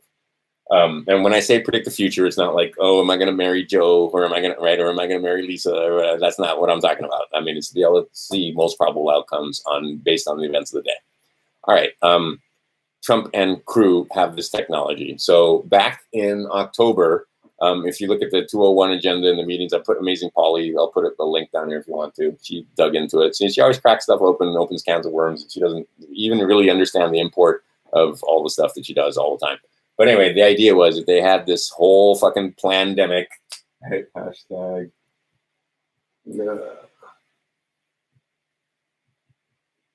It was planned. It's all planned. Okay, but in order to make the do nothing happen, see, we couldn't figure out how to, I couldn't figure out how to personally, and it's not like I'm any part of this. I'm in no way, shape, or form part of this. I'm just a guy that does math on the internet. But the idea is that these guys figured out, well, if we make it a disease, and they made it the common fucking cold, right? Which has like if you look at the curation, anyway, but they got everybody panicked because they got the media. All right, so there's two agendas here working simultaneously. You've got the left-hand path and the right-hand path. Both the event is the pandemic. All right, so over here, they were trying to crash the economy to get rid of Trump. Over here, they're trying to crash the economy. Can I speak English? Crash the economy to get rid of the Federal Reserve. And that's exactly what the fuck they're going to do. They're going to get rid of the Federal Reserve. Right? They're going to get rid of those paper FRNs. They're going to get rid of those notes. They're taking over the Federal Reserve. Take a look. Interest rates are going to go to zero. When interest rates go to zero, that means there's no more interest on the debt being ballooning up every day. Because if you take a look at how much the interest was, I mean, because the law of large numbers, right? They had it so huge that even a small portion of interest was huge, right? I mean, the interest payments now are more than our budgets were back in the 30s and 40s, right? I mean, in 50s and 60s. Right, just the interest on that money. I mean, they're dropping $1 trillion at a pop constantly now, and just in the repo market. Okay, so these guys don't understand that they've been kung fu, they've been tai chi, they've been right. These guys are reluctantly. They decided, all right, let's play along. Let's play their game to crash the economy. Right now, they've got apparently we're doing the leap of faith. We are here. Now, whether that's a hard landing or a soft landing remains to be seen as far as I'm concerned. I am assured by others that this is going to be a soft landing. Okay, I'm waiting to see if that's the case. But we are now in the free fall right now. I used to put all over my thing, wait for it. Okay, we're here. It's here. We are here. I expect that you will see 10 Days of Darkness coming up. I would expect that they're going to like really going to social media pressure you or pressure you into sheltering in place and self-quarantine and just staying home and not doing any fucking thing. Why? Because you're scared of the virus, so you'll do nothing, right? You'll get out in public just long enough to buy you some fucking toilet paper and then come back home. But see, what I've noticed is the stocks and the shelves were replenished every time. Right, so the fools went out there and did their wild thing with, we're all gonna die. And next day there was food on the shelves again. Right? Not like Venezuela and not like other times on this island that I've seen where everybody goes and gets food and the next day there isn't any because there just isn't any because there isn't any stuff to restock with. Well, you guys were pulling stuff off the shelves so fast that they couldn't restock it fast enough. But that doesn't mean that the supply chain was broken because most of the supply chain, except for the cheap shit from China, comes from the United States. All that toilet paper, those are American companies. All that oil, those are American companies now. Didn't used to be. Much of the food is California and the belt here that you're used to. They were making meat super expensive. There's a reason why they're making meat super expensive because they're trying not for you to not eat it. Eat meat, especially red meat, bison, cow, eat it. There's a reason for it, and you will find that many of you do much better on a meat-heavy diet. Right? And I'm talking meat-heavy. Skip the vegetables, skip the potatoes, skip the carbohydrates, skip all that other stuff. Right? They call it paleo, whatever, but just the meat. Right? Life eats life, my friends. I know it's a hard thing because, and see, this is the thing. None of us want to admit that we're in the food chain. Right? But we are definitely in the food chain. Make no mistake. And when I say food chain, I'm not speaking literally. I'm talking about there are those that eat our flesh. There are those that prefer the flesh of our babies. Right? Now, they're not going to tell you that, but they exist. It's a thing. Right? Pedivores are a thing. The blood drinkers are a thing. The adrenochrome that they make, it's full of DMT and adrenaline and all kind of other fucking crazy chemicals that happen right at the point of death that helps you transition back home. And they drink that blood. And apparently when they're that high and that crazy, there are, if you want to get totally down the path of the dark magic, they practice dark magic with, and that's part of, you have to have that in order to get your mind into that state that you can practice the dark magic. So, I mean, and you can do it the other way, right-hand path. You don't need the blood or the torture of children and others. Just go get yourself some mushrooms. Okay? That's the right-hand pathway of doing things. The left-hand pathway of doing things. That's right, the white magic, the black magic. The white magic is all about the mushrooms, and I'll leave it at that. The black magic is all about torture and death and pentagrams and summoning demons and all kind of crazy fucking shit that you never believe and wouldn't even think of because you couldn't do the things that is required to make the things happen that they can make happen. because you would never do that to a child. But this is what is required. And then it's the chemicals. They're looking for the chemicals. And the only way to make those chemicals, or the only way to ingest those chemicals, because we can't make them in mass, we can't synthesize them, because all of the ones that we synthesize, all the artificial ones, they have their flaws and they can't get you where they want to go. So what do? They get it out of the children. And there's a way to do it where they torture and, God, anyway, I don't want to get into it. And then they extract it at exactly the right time, and then they drink that, and all kind of fucking crazy things happen. They are dying right now. They are being tortured right now because their adrenochrome supplies are being cut off. So understand, you do nothing. No alcohol, no sporting events, no bars. Fuel is being right, and understand that many of these guys are not going to be affected by this at all.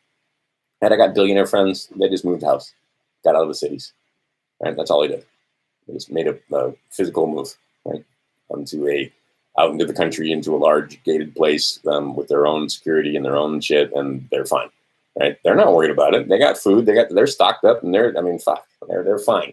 The average person in the city, you might have some problems but I mean, for fuck's sake, it's gonna be a few weeks. They're saying 2 weeks. I'm saying it's going to be more. I don't know.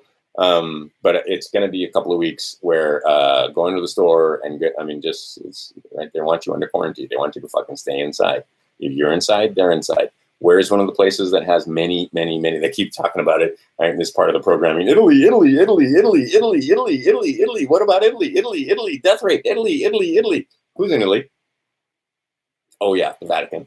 The Pope.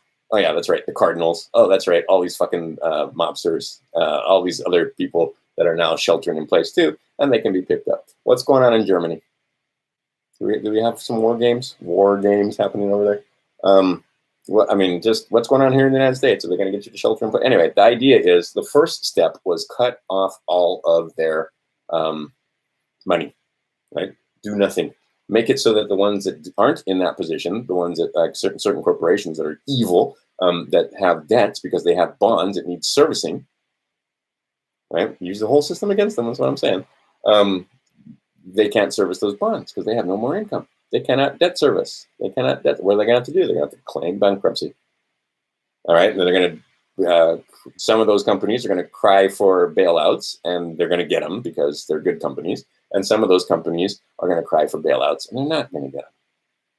Right? But the idea is that a lot of companies are about to go under. A lot of bad, evil companies are about to go under because they can't service their debt because they don't have any income.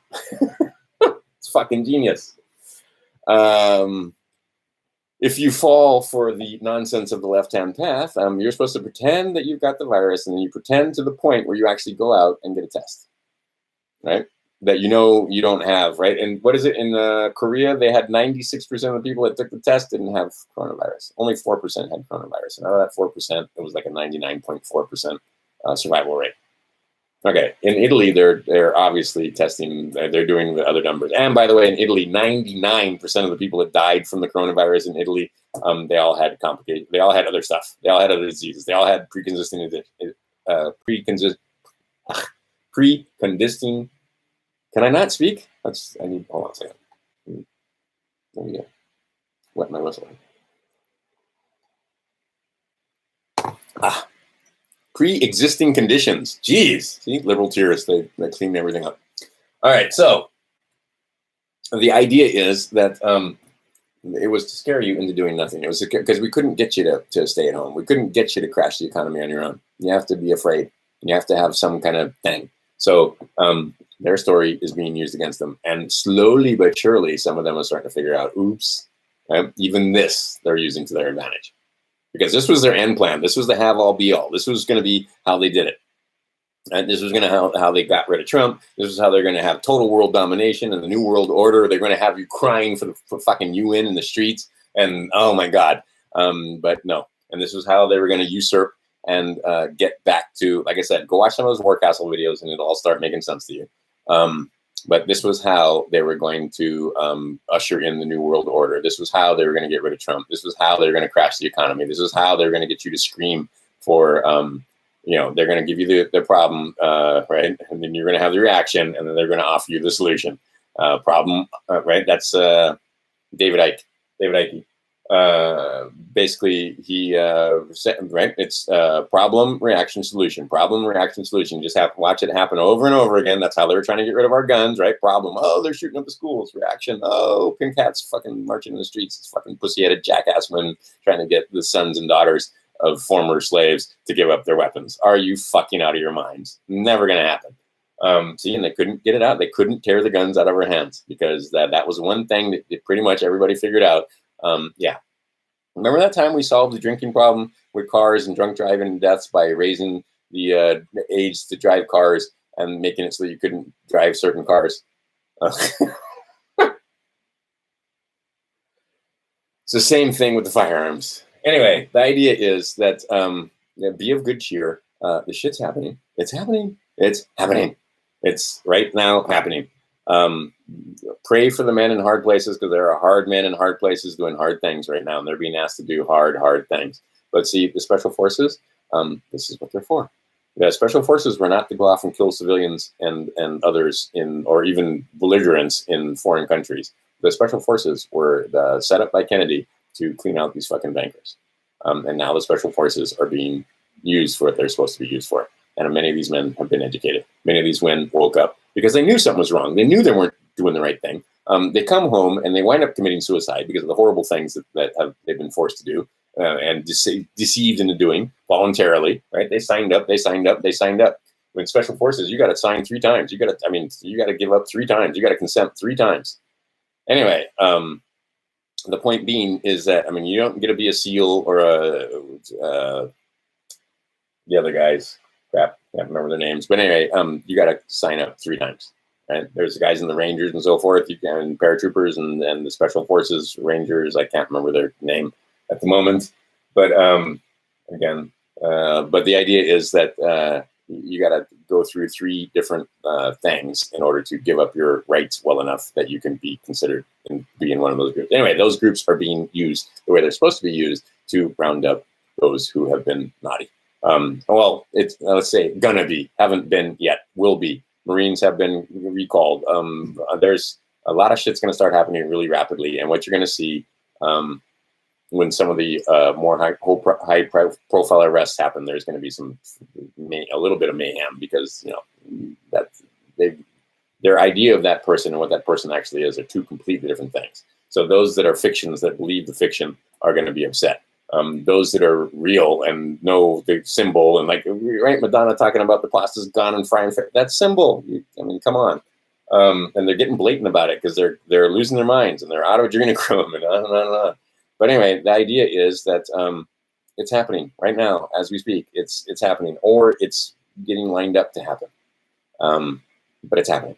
If you take a look at the media stars that have lost their shows, right? All those talking heads that were so against Trump. And have you noticed all these people that are supposed to be against or that have been accused of pedophilia and other things have been basically come down with coronavirus and quarantined, or they're self-quarantining, or they're self-sheltering in place or whatever. Many of them are movie stars. Some of them are talking heads. But in the various talk shows and so forth, like I saw one with Colbert. Oh, I'm so sad about that guy. It looked like he'd been crying his eyes out. You can tell that he had been crying his eyes out. But see, deny and defend into the end. Same thing with Jimmy Kimmel. Same thing with a couple of these guys. It looks like they've been crying. They look like hell, and it looks like they've been crying. Oh, why are they crying? And then they get on, and then being actors, true to form, they put on their brave face, and they start talking shit about Trump and doing the thing that they're supposed to do, even though they're losing and they know they've lost. Right? Deny and defend until the end. All right, one last thing, and I'm going to change it. All right, here's one of them stones that guy was talking about. There it is, right? Go look at the mud. I didn't put it in the other thing, but this is not a piece of coral. This is a petrified organ. Simple as that. You can find these all over the place. If you break this thing open, it's going to be red inside. We used to call them bloodstones. The bigger ones usually actually still have. And what's that red? That's the iron. That's what's left over from the blood inside the organ. This happens. It takes a very specific set of events for organs to turn into fossils. Come on, you can even see.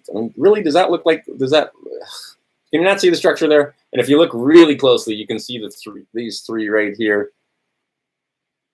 Okay, that's you're looking at organic structure here. You're looking at it, right? But it's been petrified.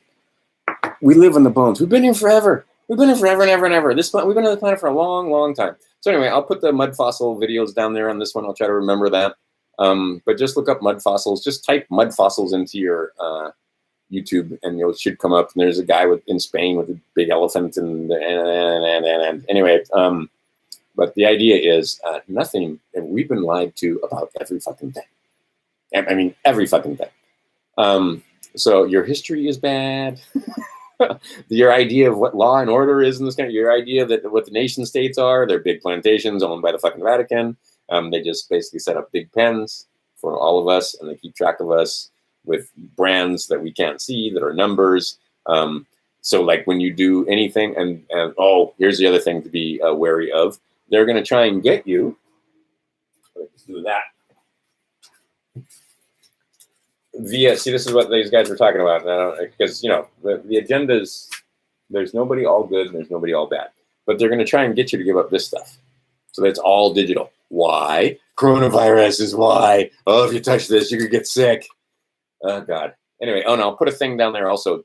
Facebook pulled it off, but they were forced to put it back up again. Anyway. I didn't do too much, but they're starting to get wise to the fact that there are some of us that are going to sue the fuck out of them when this is all over. That talks about the fact that heat. Got a hairdryer? Breathe the heat. You get the sinuses up and you kill all the coronavirus. It also works for every other fucking virus. That's why your body makes a fever of 104, 105, but that becomes very, very uncomfortable for you. So kill it where it lives. Use a hairdryer, take a hot shower, sit in the sauna. The coronavirus can't live above 133, period. That's absolute death, but and that's very, very fast death. It likes it cold. It likes it 47 or below. We're talking centigrade here. So 56 is, just here in Hawaii, what we should have been doing instead of saying tourists go home and stopping all the flights and stuff is we should have been, come here and get over the coronavirus. Come here, you can't spread it. Very difficult to spread. It's a hot sunny day out there. It's above the 80s. It dies in minutes when exposed to that temperature.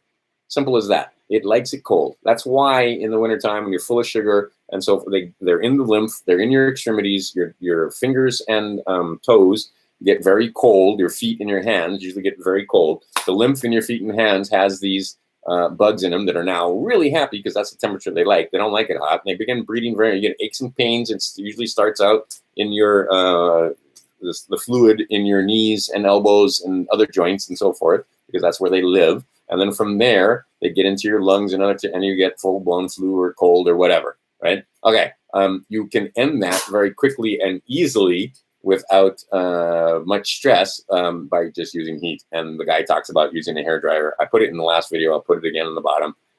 But just using a hairdryer on hot and sniff and breathing that in, it heats up your sinuses, and all the bacteria and infection that's in there is going to get warm too, and then it will die.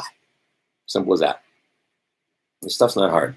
See, what they're doing right now, though, is they're going to feed you this bullshit line. Oh, we're saved because the pharmaceutical companies gave you the malaria and the crime. Anyway, I can't remember the name of it. I looked it up and found it, and now I forget it again. But the chloroquine or whatever the fuck it is 100, basically 100% kill rate, right? Very high kill rate. You'll notice in China, no new cases. You'll notice right? Okay. They got a handle on this. Vitamin C, just the most basic stuff, right? Pharmaceutical companies are trying to figure out how to take credit for stopping the virus. And this is the other thing, right? You ever see that? You hear that joke, right? Where it's this. Kids doing this, right? Banging two sticks together. It's like, why are you banging two sticks together? It keeps tigers away. Well, there's no tigers on Maui. See, it's working. That's going to be all your fucking brain dead fuckhead friends. Because we quarantined and because we took all this decisive action, it was worth it because coronavirus, which was the fucking common cold with a 99.4% survival rate, didn't turn into the pandemic that they thought because you guys all sheltered in place. Great. Tell them that. That's a great story. Let them, right? They're so stupid they won't even be able to tell they're stupid, right? Because they sit there with their toilet paper and shit. But the idea is don't be of good cheer. You're not going to get sick and die from this. It's not the end of the world. It's the beginning of the world. Things are just about to change. I'm telling you.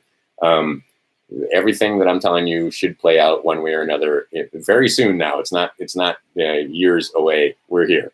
And 4/11 should be a very interesting day. I'm expecting. We'll see. I might be wrong. And as I said, there's going to be 10 days of darkness because, again, even whether it's Trump or the other guys, they got you guys to give up everything. No sporting events, and all they had to do was say virus. Right to assemble, all that stuff. Gave it all up instantaneously, right? They're going to tell you can stay in house by what authority, right? They don't have any except for that they've got control of this. So they told you about the virus, and now you do nothing. It's awesome because that's what it requires to change this system. You had to do nothing. So the bankers are about to figure out that they're screwed because they didn't need to seize the credit system, right? Everything else is happening. Have you seen the price of oil? It's last I checked, it was under $20, and that was the sign, or that was what we were told, is that when the oil gets under $20, go time. All right, well, it's go time because oil is under $20, and I never thought it would get under 30. And everybody that said the United States would become oil independent, that was another one there. Okay, well, nope, all the plan has been put in place, right? Understand that the government is made up of guys just like you and me. Some of those guys are good, some of those guys are bad. Some of those guys are ignorant, some of those guys are informed, right? But it's the government. Same thing with the cabal. There are members of the cabal who are just as evil as you can possibly imagine. And there are people that are in the cabal that don't want to be in the cabal, but have no choice but be in the cabal, as it were. And because their parents were and all their friends are, and they're in that, they can't get out of that. There's no way out. Right. So anyway, there are guys in the cabal that are helping. Then there's these other guys, the white hats, the alliance, if you want to call them that, I don't know, whatever you want to call them. It's the same bird, though. Just understand that this 1%, right? That bird, a lot of times it's shown by the two-headed bird, the eagle. Here's my eagle. The 1%. Whether it's the cabal or whether it's the alliance, it's the same fucking bird, kids. Just remember that part. And I use the word kids. That's a child that's suitable for sacrifice. That is a baby goat that's suitable for sacrifice. So you're suitable for sacrifice. Even these guys, they bomb the baby. Even this kind of can't get into it because I'm too crazy. But anyway, there are others, and these guys, both sides, make deals with the others and without your consent and trick you into making it happen. You are the Duracell. You are the commercial energy. You are the thing that moves in the land of shadows. You are the thing that creepeth. Now, the only sword that you need, right? The crownless again will be king when you reforge that sword, and the sword that was broken is the sword of truth, right? And if you want your crown or you want to become one of the princes again, then you got to find out all about this information I'm talking about. You got to know what's in this book right here. You got to know how to not have one of these. You want a green one, not a blue one, so you're not a creditor. All the forms that are in here. Oh, wait, let me show you this one. This is a fun one. You got to know what to do with these documents. You got to know how to claim them. And claiming them is actually really easy using the Universal Postal System. Here's a fun one right here. This is the original envelope. Note the red. And this is, let's just cover all this stuff up, and we'll cover all this stuff up. And there it is. That is the one that's almost impossible to get. But this has my name backwards. And this is the notice of the birth registration, right? There's a certificate of live birth, but then there's a registration, right? Okay, now, they gave me a name here, okay? And they gave it to me in the backwards form. They gave it to me in Smith Joe Blow, right? So on this one, it's my last name, my first name, and my middle initial, okay? Which is not the same thing as Joe, well, let's put it this way. Let's do that. So you got to know the difference. Joe B. Smith or Joe Blow Smith. Corporate fiction, right? Joe Blow. There's your Christian name. That's how you get back to the God, right? No Smith, right? No, right? This is because these are obviously guys that worked metal at one point, of the Smith family or of the House of Smith. But no, you're just Joe Blow. You're just Joe Blow. right? And when you get your documents, it will say Joe Blow. It will not say Joe Blow Smith. When you get your right forms, and see this person that was registered here, I never went back and claimed it, so I'm considered to be dead at sea. Right? This is after the age of 5. This one was good for 5 years. That one's worth 5 years. The other one's 7 years. Right? So you have these documents, and if you read the instructions, it says shit on the back. You should know what that shit says. They don't put anything on any piece of paper that by accident, right? They don't put the symbols of the two thing here, right? And see, that's what they do here. Joe Blow Smith sits between the 2 pillars. And this is going to be, oh, actually, it's the wrong one. We'll capitalize it. It's got to be this. See, and you think there's no difference, and you think this is all just fun stuff, and there's even used to be web pages and stuff like that. But between the 2 pillars, Joe B. Smith has some decisions to make. Joe B. Smith doesn't know he has decisions to make, even though it's symbolized right there on the card for you. Right? You need to choose right-hand path or left-hand path. You need to, right? There's the two symbols there. Who are they? Right? Boaz and so on. Anyway, but yeah, and then they'll tell you stories about the 2 trees or the 2. Right? Okay. You need to choose the right-hand path. I'm going to tell you straight up. Right? I'm not going to tell you what to do, because guess what? Left-hand path. Oh, that's what I got to do. All right. Here's the last part of it. It's a sermon. You guys are going to get tired fast. But as you have seen, it's not the same kind of Christian sermon. Like, I'm not telling you to use religion. I'm telling you, where is that? Because we got to quote the Bible here. We got to quote the passages in the Bible. Yes, we do. All right. So the right-hand path or the left-hand path. Let's take a look at Exodus. If you got one of them books, get one of them books out. Exodus 15:6, right? Your right hand, O Lord, has become glorious in power. Your right hand, O Lord, is dashed in the enemy into pieces. Right? That's the New King James Version. And watch for the capitalization in those Bibles. Isaiah 41:10. Fear not, I am with you. Be not dismayed, for I am your God. I will strengthen you. Yes, I will help you. See, I don't like this version. Anyway, Isaiah 41:10. I prefer the King James Version personally, but whatever. Anyway, yes, I will help you. I will uphold you with my righteous right hand. Let's see here. Ephesians 1:19 through 21. And what is the exceeding greatness of his power toward us, who believes according to the working of his mighty power, which he worked in Christ. Doesn't say Jesus, in Christ, when he raised him from the dead. Ooh, 3 days. Might be some symbolism there, especially in contracts and so forth. If you know about 3-day rescission period and all that other stuff, and after 3 days and so on. And oftentimes it was the mail was 3 days. You put something in the mail and you get it back in 3 days. Anyway, it's 3. Ephesians 1:19 through 21. Am I going to go through more of this? Yeah, just read it yourself. And then let's see here. Also talks about the authority in the right hand. Genesis 48:14.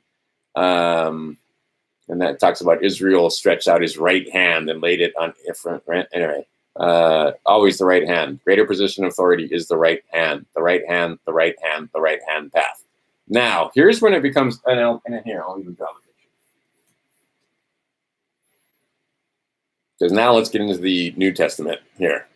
And what we see here, let's go with Matthew 20, 19 and 20. Right? Matthew 20:19 and 20. The mother of Zebedee's sons came to him with her sons, kneeling down and asking something from him. And he said to her, "What do you wish? What do you want?"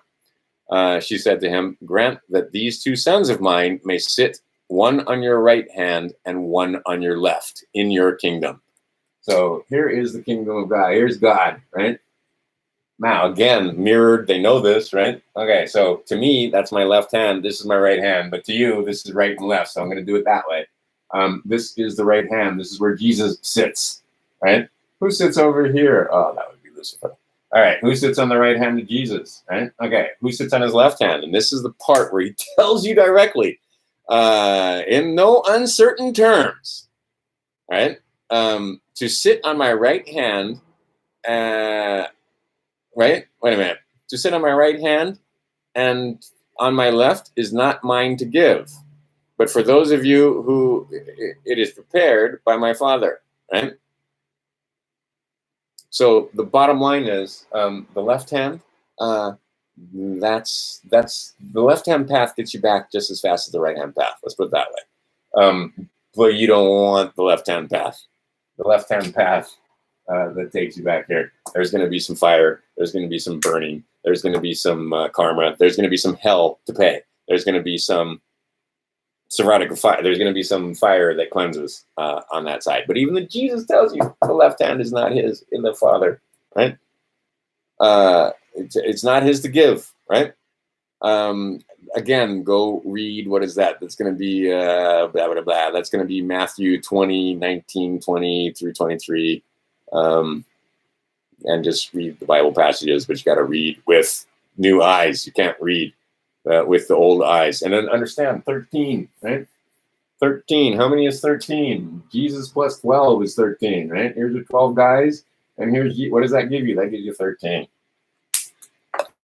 Anyway, and see, like I said, I'm not allowed to go down. Well, can't go down those paths too far with you. You got to go down yourself. You got to open the door. All I can do is open the door and show you the way. It's like you got to do it yourself. You can't have other. Don't pay other people to try and do this shit for you. You got to learn this stuff for yourself. Matthew 19:26. So Jesus said to them, "Assuredly, I say to you that in the regeneration, when the Son of Man sits on the throne of his glory, you will have followed me, and you will also sit on 12 thrones." How do you sit on 12 thrones? You can only sit on one throne at a time. Might be some code going on here. Judging the 12 tribes of Israel. Okay. 12 tribes plus Israel, 13. Okay, I have about done enough here, I think. But the idea is, it's all here. It's in this one. It's not in the Quran. It's not in this one. Is another one of my favorite books right here. I like this book. This is oops, can you read it? This is the Supreme Yoga. Read a page a day. Enlightenment comes your way. This is completely not this. It's as far away from this as you can get. I don't care if you're a yoga instructor who believes in the Vedas, and I don't care if you're Sufi. I don't give a shit if you're Hindi. I don't care if you're Buddhist or Confucianite or any one of those other ones, a Taoist. If you're in the United States and you're in a courtroom, this is the book that rules, period. So you should know what's in the book. Now, if you're reading it like it's religion, and see, I was just reading. Now, when you break through the code and you realize that basically what they were saying is you fucking deserve it if you believe this. The greatest story ever told is a literal story. Good for you, and it's you get it. You get what you deserve if you do that. This book was designed to set you free. This was taking you out of the tree of knowledge and into the tree of life. Where you claim your name, where you know your name, you know who you are, you're a good Christian man or woman, you stand on your square, you do no harm, you do what's right, you do, right? I mean, it's very simple. There's only 10, basically there's only 2 commandments when you get down to it. It was love your God like you love yourself, and love your fellow man like you love yourself. And then you would have to follow the golden rule wherein you wouldn't want anything to happen to your fellow man that you wouldn't want to have happen to you. Done. Don't need the murder. Do you want to get murdered? Then don't murder. You don't, right? Don't cheat. Don't steal. Don't lie. Don't anything. Do you like it when people lie to you? Then don't lie to people. Do you like, right? Golden rule. Okay. Not that hard. Every culture, every religion embraces the basic tenets in this book, because the basic tenets in this book are set on the basic tenets, the 7 pillars. What is that? Psalms or no, Proverbs 22. I can't remember. Anyway, see, Grandma would be smacking me with a stick right about now. What do you mean you can't remember? Anyway, but anyway, there's 7 pillars that foundational fundamental laws, right? And they are no respecter of persons, right? The law is no respecter of persons. You take a baby who is sweet and innocent and humble and born of the most righteous and so forth, and you hold him off over a cliff and let go. that baby's going to fall. You take the most evil pedophile who's worshipped Satan and done the most defiling, and you hold him over the cliff and let him go, it falls, right? Because that law is universal, right? Many of the fundamental laws that are written in here are fundamental. There's no getting around them, right? There's a sorry, I don't give a fuck how cool you think you are and how this and that and how you've decided that you're a scientist and atheist and Big Bang and all the other fucking shit. I don't give a shit. You are subject to the law. Okay. All law in the United States, one more time, is Christian law. It's not Judeo-Christian law. It's not Sharia. It is fucking Christian law. It is Christian law. You can't know the law if you don't know what's in this book. And you don't, and if you think the stories are all about the Jesus walking on water and stuff, no. What the Jesus did is come off of the land, walked across the symbolism. What is that? That's the Admiralty, the maritime law, onto the boat that you're on. And see, this is the other thing you got to understand: vessels. What vessel are you flying here? What vessel are you on? This vessel, the corpus. This turns into shit the minute you die. I've seen it happen many times, right? My mom died instantaneously. It was garbage, and we had to get rid of it, right? You burn it, you bury it, you do something with it, but you don't. The second that the spirit leaves, the second that you're no longer in the body, it's garbage. And so all the possessions also that usually come along with become.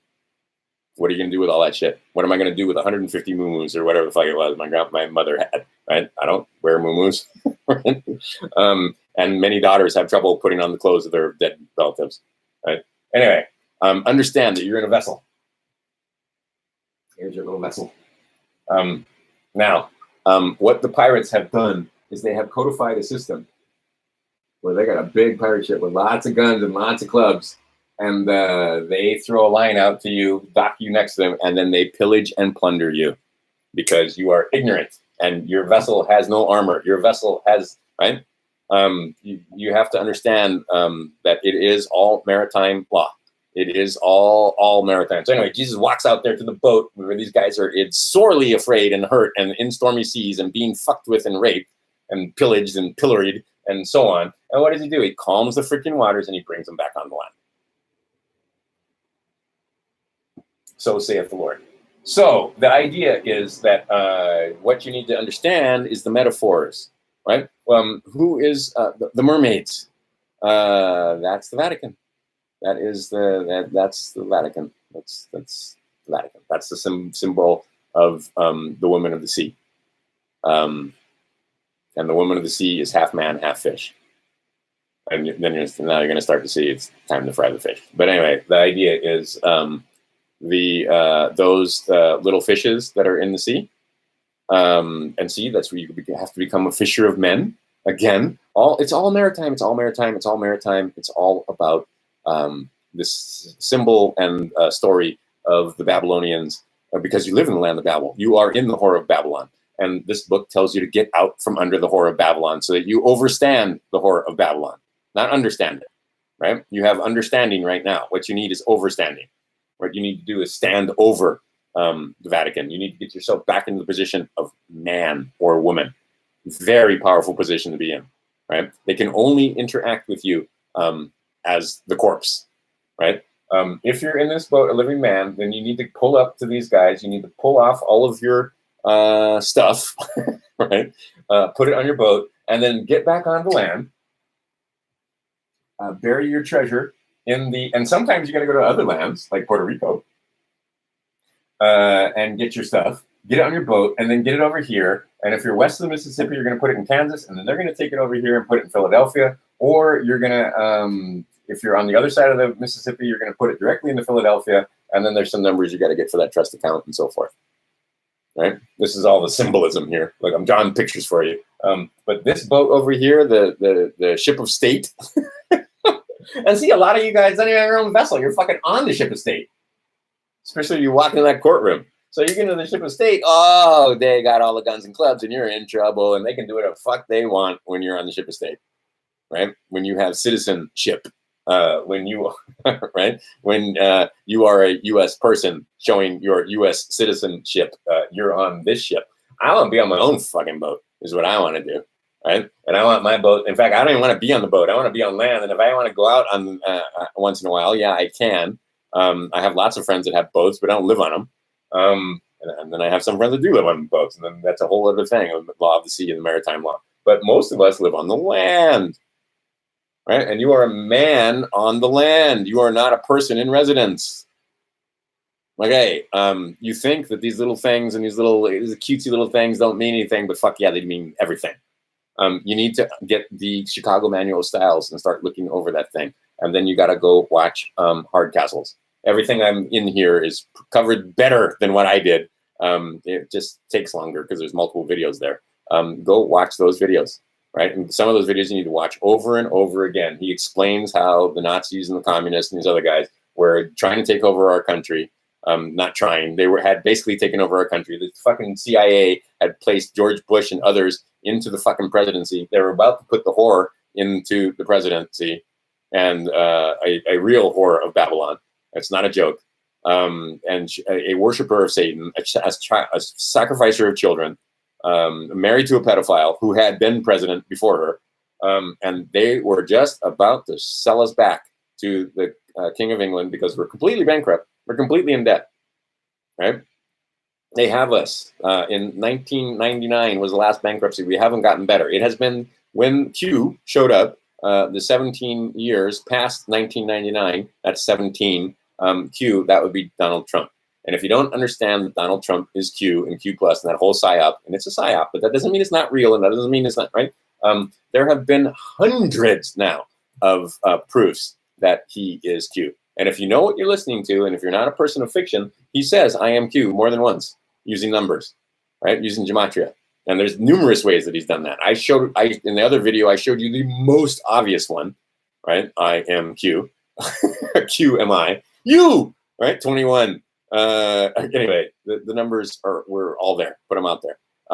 But right? 12 plus 1, 16 plus 1, 20 plus 1. Right. Anyway, the idea is that I am Q. It's Q. It's the guy's Q. All right. They have a plan where you do nothing and this takes down the system, and they're supposed to put in a new system for you. In the meantime, with all of that going on, you want to get your boat out of the stormy seas, get it docked on land, get your fucking paperwork done, get your name done, take all this treasure, all the treasure you can carry, and put it in your boat. And because you got all kinds of bonds and all kinds of crazy stuff, and you got stuff over here you won't even be able to find. Right, but get as much as you can in your boat, bring it back over here, and then get a card where you have direct access to that. And there's another one, and I'll end with this, except for the part where I won't be able to find it. Oh, because it's in crap. I'd have to dig it out. Oh, see? I can just see my grandmother wanted to whack me because I can't remember the name of the parable. All right, I'll try and find it because otherwise I'm karma to pay and I don't want to. Hold on a sec. Hold the phone. It's in a file folder. And basically what it says is even if you don't have a lot, even if you're not the most wealthy, doesn't matter. Just as long as you follow, dig your stuff up. If you have a pittance or if you have a huge amount, doesn't matter. You still will have reward. Is that James? No, that's James 4:2. There you go. I don't want that one. I cut out verses every once in a while. But the idea is that because you don't ask for anything, you don't have anything. So ask. But you got to know how to ask. Oh, there's deception. Oh no, so now I won't be able to find it. Really? Basically, it's a story that about, if you guys know your book, basically it's the story. Really? I can't find that. Is that not here? Hold on a second. I'll do one more search place to look for it. Nope. That's not it. I think it was Mark. Oh my God. Can I not remember? All right, hold on a second. Let me dig one more thing. But basically what it says is the old woman who basically had no money to give and the guy that had huge amounts, they're the same. Simple as that. That the fact that the one had just a little bit of money and the other had a lot of money does not matter. The fact is that And I didn't put it in here? Or I'm just not looking for what I want. Okay, anyway. But the fact that she gave everything she had, or she gave what she had, made her precious and more precious than those of you that have all the wealth and all the money. And it was a great story. It was like a parable.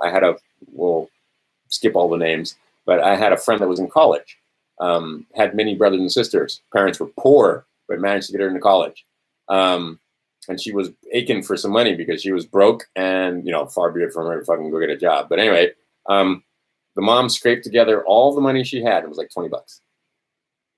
Like $20.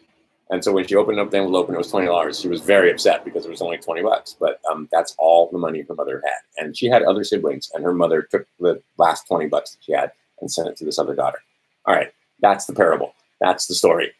When you go over here, if you only have 2 coins to put over here, well, then you only have 2 coins. If you have many, many, many coins and chests of silver and so forth to put over here, great. But when you get your card, you're still going to be you're going to be, because it's abundance over here, right? I mean, in that treasury, The Man Who Would Be King, take a look at that movie. It's more wealth than you know what to do with.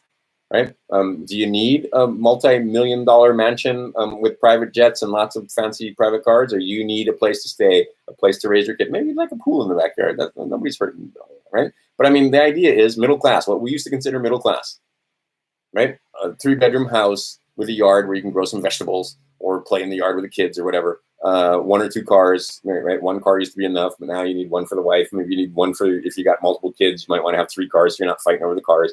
But you don't need 8 cars. You don't need Lamborghinis. You don't need Rolls Royces. And I'm not going to tell you what you need, because if you do need a Rolls Royce, then get yourself a fucking Rolls Royce, right? But I mean, and I've had many friends that drive around in Rolls Royces. And I remember a great story, because it's true, and I've had the same thing, where somebody was asking me, that was New Riche, and they were driving their Rolls Royce, and they were driving it, right? And I was sitting in the passenger seat, and they're like, "Hey, ever been in a Rolls Royce before?" And I'm like, "Not in the front."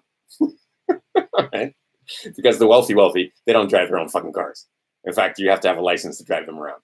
But anyway, in the back, if you need to have a driver and all that kind of stuff, and I have friends that they pick this up and they always send cars and stuff like that, right? You don't sit in the front, you sit in the back, and they look like they're just nice cars, but they have a driver. They're not always the Rolls Royces or the super expensive cars and so forth. Sometimes just freaking nice Caddy or Lincoln or whatever. But the idea being is, do you need all that? Right? Do you have to fly private? Do you have to? I mean, do you need? No. What you need is a place for your kids. You need enough food. You need to be able to educate them. You need, right? Those are the basic, right? The 3 basic things. And then after that, go take care of your fellow man to the best of your ability. And then again, follow some of the rules that are in here when it comes to taking care of your fellow man, because sometimes your fellow man is on a path of their own and you're fucking it up by trying to help, right? Spare the rod, spoil the child, spare the hardship, and that they're not going to turn into the thing that they need to turn into. That's that butterfly story where the kid helps the butterfly out, and the butterfly can't fly because trying to get out of the cocoon. You've killed the butterfly, because the butterfly trying to get out of the cocoon, the chrysalis, that the effort that it takes is what solidifies the wings and allows it to be able to fly. So if you break open the thing for it, you kill the butterfly. So they got to have their hard times. But then there are other times when it's already a butterfly and that's not the case. What is happening is it's being crushed or it's being and so you can help there. You see that every day. But I mean, like I said, you got to be help others, but you got to be judicious and understand. Sometimes what's the story? God helps those who helps themselves, right? So maybe you can put them in this position where you don't give the man a fish, you teach the man to fish. Anyway, just saying. If you follow this path and you unload your riches onto your vessel, as soon as you get in your vessel, they're going to try and plunder it. And they've made all kinds of codes and laws where they can plunder this with impunity. You get in your car and drive. They are assuming that you're involved in commerce and that they have jurisdiction and they can come and get you. Right? I stopped one thing dead in its tracks. Were you involved in commerce at the time of the stop? No. Well, then go explain that. Okay, but that's not going to be good enough. You're going to have some paperwork and some documents and so forth. Right? Because otherwise, if you got a license on that car and you've got a driver's license that you haven't claimed and all that other stuff, well, how the fuck are they supposed to know that you're not the person that they're supposed to be policing? They can't, right? If you've got one of these things,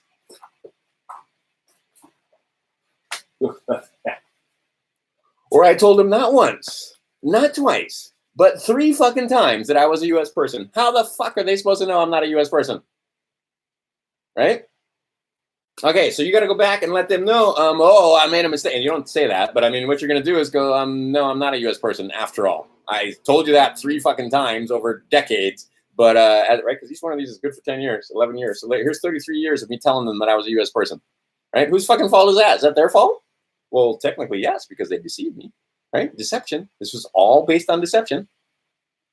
But I mean, how are they supposed to know? I mean, you can't walk into court and say, I don't consent. Well, and especially if you don't consent, you're belligerent right off the bat, right? What do you tell you to do? Agree, just agree with them. Just agree with them, right? What are they doing? In my case, in one of my cases, what are they doing? They're building a case. Well, if they're building a case, they need a construction bond.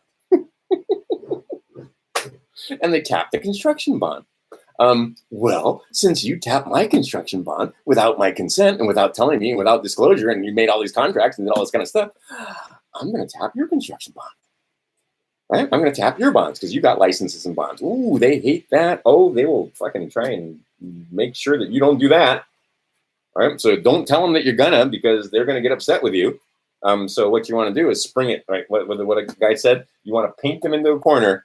And they don't realize they're in the corner until they smell the paint, right? And they don't smell the paint until the very, very end. You don't come into the courtroom in the very beginning talking shit, right? You get them painted into the corner, right, with your documents and with their own words, right? Because that works both ways. Everything you say can and will be used against you in a court of law. Well, that works for judges and prosecutors and deputy assistant attorneys and all those other, or what is it, deputy attorney generals and all of that shit. They get painted into the corner when your documents are right, when your vessel is correct, right? So now what you do is they come up, and I don't know if you've seen some of these movies, right, where they think all you are is a little unarmed civilian ship, right? And you're not even flying a flag most of the time. You need to learn about flag law. And they get up next to you, and it turns off. You jump off the ship, your ship blows up, and it sinks them. Right? You've seen movies like that? Or they get up close, and they got a super weapon on this, and they got one shot, right? And then they shoot the boat, and they sink it, right?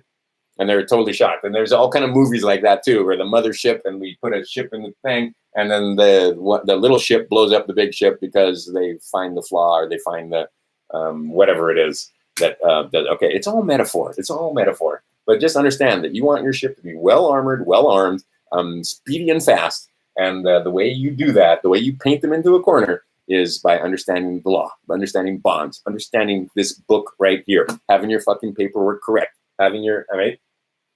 Because if you have all this other paperwork that they've sent you to an address that's inside the District of Columbia, and you've accepted it, well, A, you've told them you're a U.S. person, you're receiving mail, not post. How the fuck do they know that you're not? Oh, just because you stood up and you said something in court? They're going to laugh at you, and they're going to do their best to put you in chains. Right? Okay. I'm done. I'm basically done. Go to my playlist and watch the videos in the play. There is no video on that play in any of those playlists that I haven't watched probably at least once, many of them 5, 6, 7, 10 times. But go watch those videos. Go watch the ones on 2046. Look, I'm holding evidence. Go watch the ones on the War Castles ones. I put them all in order for you. All I gotta do is punch it and it'll play. So there's 2 parts of the War Castles. The first one is the Australians, and don't be stupid and say, well, that's Australia. Guess what? Australia, Illinois, California, same thing. All foreign to DC. All right. So just understand that the state that you were born in is not part of DC, and that Canada, the state of, or the country of Canada and the country of Australia, those are all parts of the District of Columbia. Who the hell's Columbia? Oh my God. Anyway, yeah, there's a God you don't want to mess around with. Ugly. But the idea is, go watch those playlists. Go watch the ones that say Patrick Devine. Those ones will blow your mind and gives you the starts getting into the nitty gritty of what form, the form names, the form numbers, and now you have this thing. This thing, when he mentions Form 56, you can look up Form 56. When he mentions 3909, you can look up Form 3909. When he mentions the Form 990, you can look up Form 990, right? And read the fucking instructions, right? This is with Patrick Devine. This is a direct quote from Patrick Devine. Nobody fucking reads the instructions, right? You all click, yep, agree, right? Click agree. Yeah, I'm a Christian. Click agree. You don't have any idea what the words of the stories mean. Just haven't read them in the first place. I at least have the good fortune to have people make me study this thing and tell me the stories, and to the point where I can repeat some of the stories from. You tell me the chapter and verse, and I can recite. But I didn't know what the fucking words meant, and I didn't understand the parables, and I didn't understand what the hell he was talking about getting you out from the tree of knowledge and getting you back to the tree of life, and how it is that it's true in this country. No one comes under the Father except through the Christ Jesus, right? So your first and middle name, your two names, not your three names. Okay. And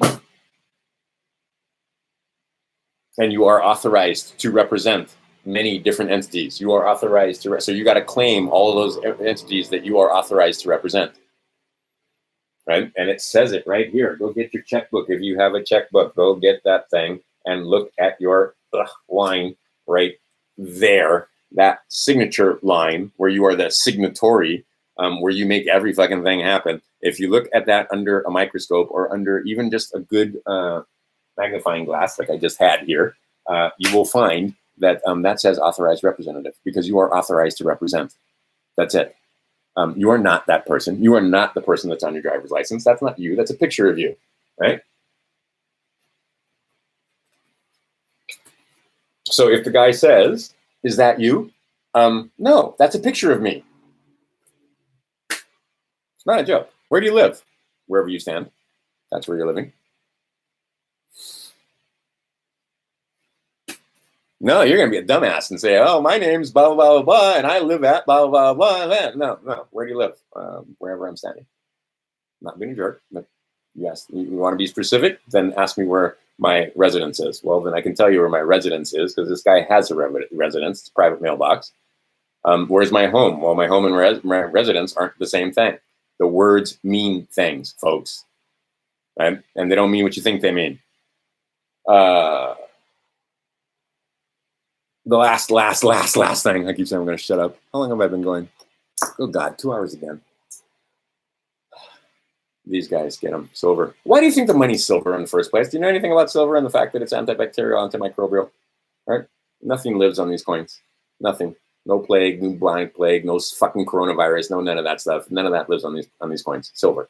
Right? Because I'm telling you, the next thing that's coming is, oh no, you don't want to use paper money. And see, that's why that one guy was talking about Bitcoin, and not Bitcoin, but hashtag and HBAR, or hash graph and HBAR, that they all want to go to money, so that go to digital money, to go to digital currency, so that it's all zeros and ones, so they can keep track of every freaking dime you spend, where you spent it, how many times you spent it there, all the whole supply chain, where that thing came from, who manufactured it from the very beginning, right? That's all going to be on the blockchain, right? Where that book was manufactured, what day it was manufactured, or what day it was printed, where it came from, how it got there, the whole supply chain that got the book from wherever the book was to in your hands to where you could purchase it, where you got the money to purchase, all of that. It's all going to be on the blockchain, right? They want it that way. This way, I just hand you one of these, and then you hand me whatever it is that we're trading for.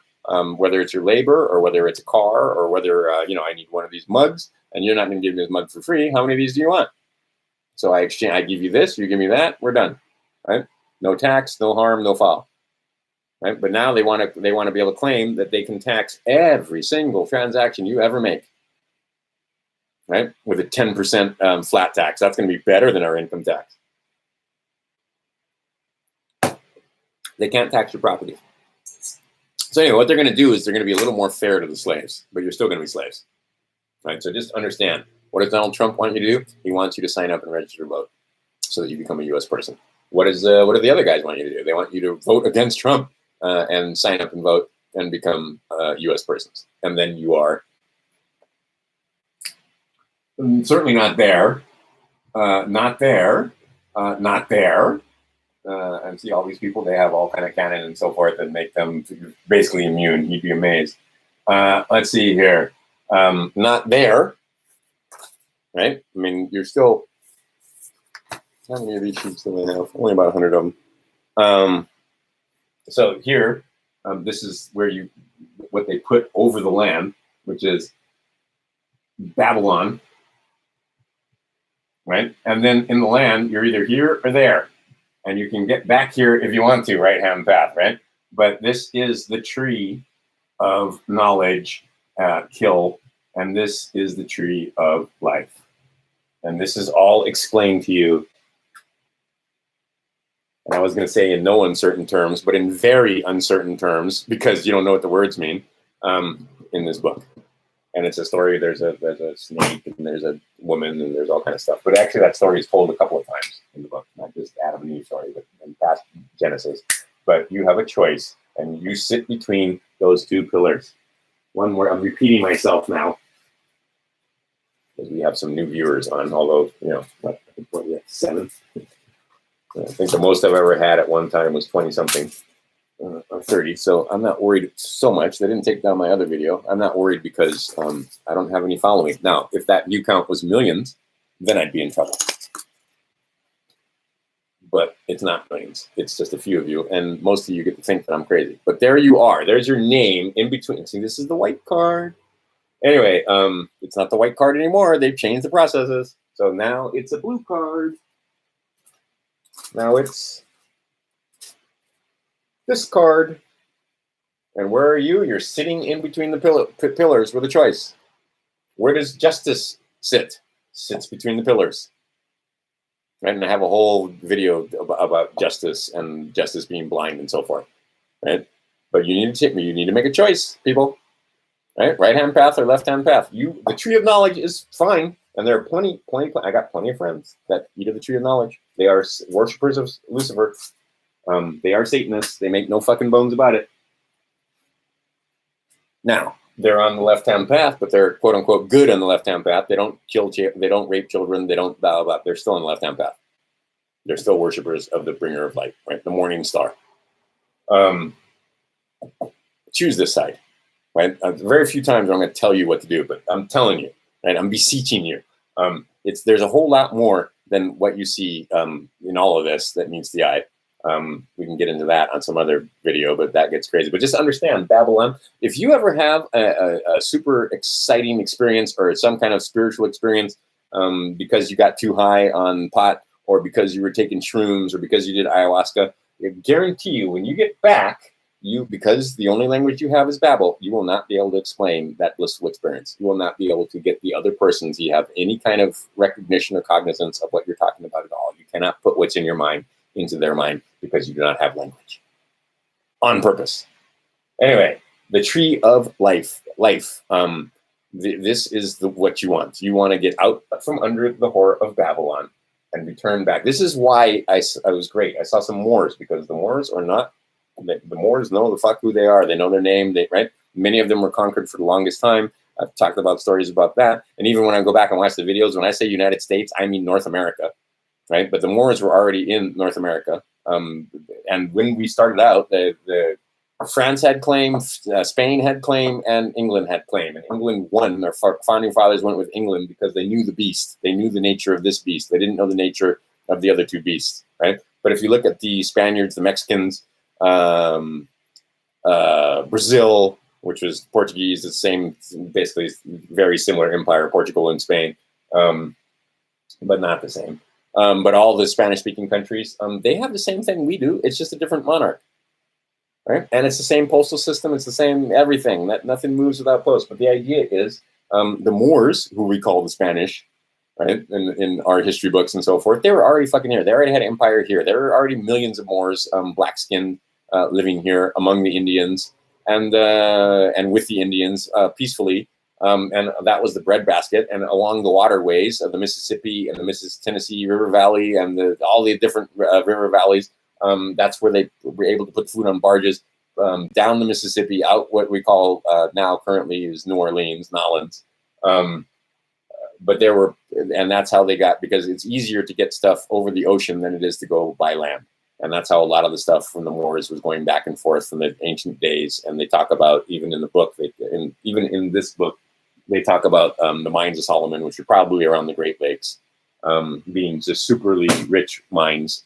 And they also, and obviously they were using technology that we don't have, that was cutting the stone into square block. Anyway, we won't get into that whole story. But the idea is that they were here already. And then we lost the war. Just get over it. We lost the war. The pioneers, between the pioneers and bluecoats, they fucking destroyed all the Indian tribes, all the native peoples, all the Cherokees, everybody. They lost. We lost, right?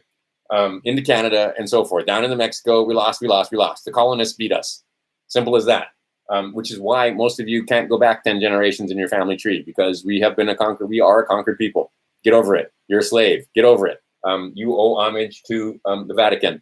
The whole planet does, right? Whether it's Fiji or Hawaii or Australia or Indonesia or China or Russia or they all owe allegiance, right? They have all been colonized one way or another, or under the spell of these guys right here, the Vatican, right? Colonized the whole fucking planet.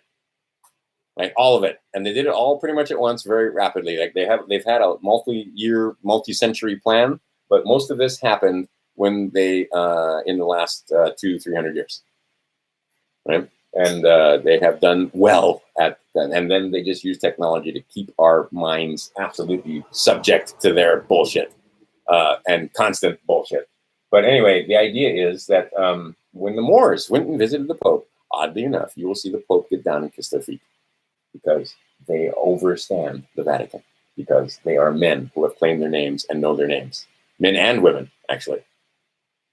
Right? Then they all have their medallions and badges and all this other stuff on. And they're over the Whore of Babylon. In order to get to that position, there's paperwork to be done. And as I said earlier, that there's going to be pitfalls and traps. There's going to be all kinds of stuff where they try to get you to fall back down, right? And decide that this is the better way to go. Right? The tree of knowledge, right? The Luciferians and their brotherhoods and so forth, and all their signs and symbols and all their other stuff. Like I said, the history of this world is these two things. This guy trying to conquer that guy. They have but 4 horsemen in their war chest to conquer the man. They have deception is the primary one, but those 4 horsemen: conquest, war. Right? People think it's the same thing. It's not. Famine and pestilence. Pestilence and famine comes in order, right? Those are the only 4 weapons they have on that thing. All right, so you can get out from underneath that. You can get out from underneath the famine and pestilence by growing your own food and by understanding food magic and so on. It's pretty clear. It should be pretty clear to some of you that food magic, and I grow this thing out every once in a while just to see how my food magic's going. At 56, I still don't have gray. Right? And fuck all y'all. Are you kidding? Do you see this bush? Are you kidding me? Do you think I put coloring in this? Do you think I'm going to spend money on coloring? Are you kidding me? Anyway, the answer is no. And plus, I come from a generation where women can color their hair, but not men. I know this is now changed, but I mean, I'm still old school. I'm not putting color in my hair. But anyway, food magic and being against the famine. Pestilence. I have no fear of pestilence because I have 2.5 water. I have black seed oils. I understand iodine. I understand silver. Find out about turpentine and black seed oils. Find out about 2.5 water from Kangen. Find out about all the different things that I talk about on some of this health thing and then pestilence is no longer a problem. Disease will never be a thing. Everybody else can get plague. I'm not getting plague. And then war. Just don't go. Right? Just don't go. Just don't sign up for their wars. Every war we've had is a banker war. And then this last one, much harder not to fall into, which is the divide and conquer, conquest, right? Republican, Democrat, man, woman, young, old, however, boy, girl, whatever they can do to get you to fight with each other, right? Divide and conquer, and they always divide into 2. They're not into 3, 2, not into 5, 2. They just keep it as simple as possible, and it's deception. Look, you got 2 choices. Left-hand path, right-hand path. That's it. Okay, so if you want to get back here, there's paperwork to be done. Right? I've drawn pictures for you even.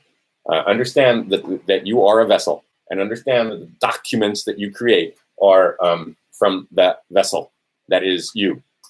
The vessel that you drive around, this meat suit that you drive around on planet Earth, this is it. This is the vessel.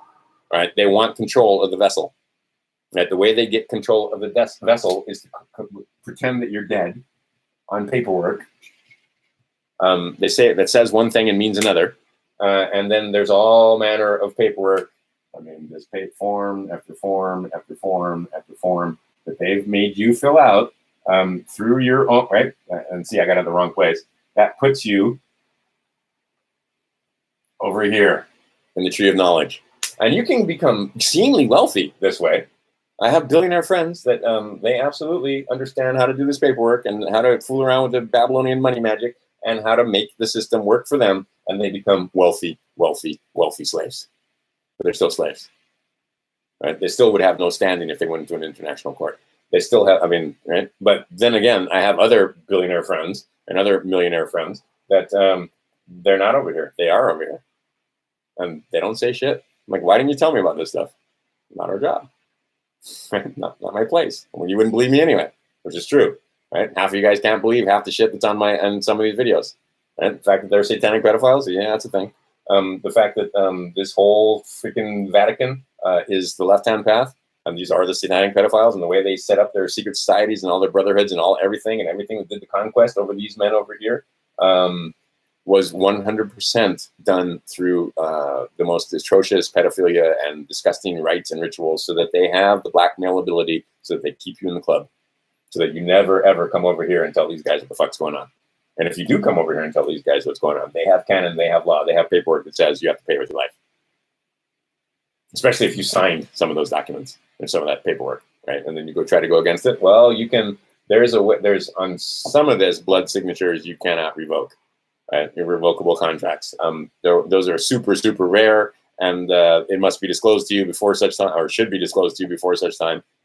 So, because like even over here, even revocable trusts or irrevocable trusts are usually revocable if you know what you're doing.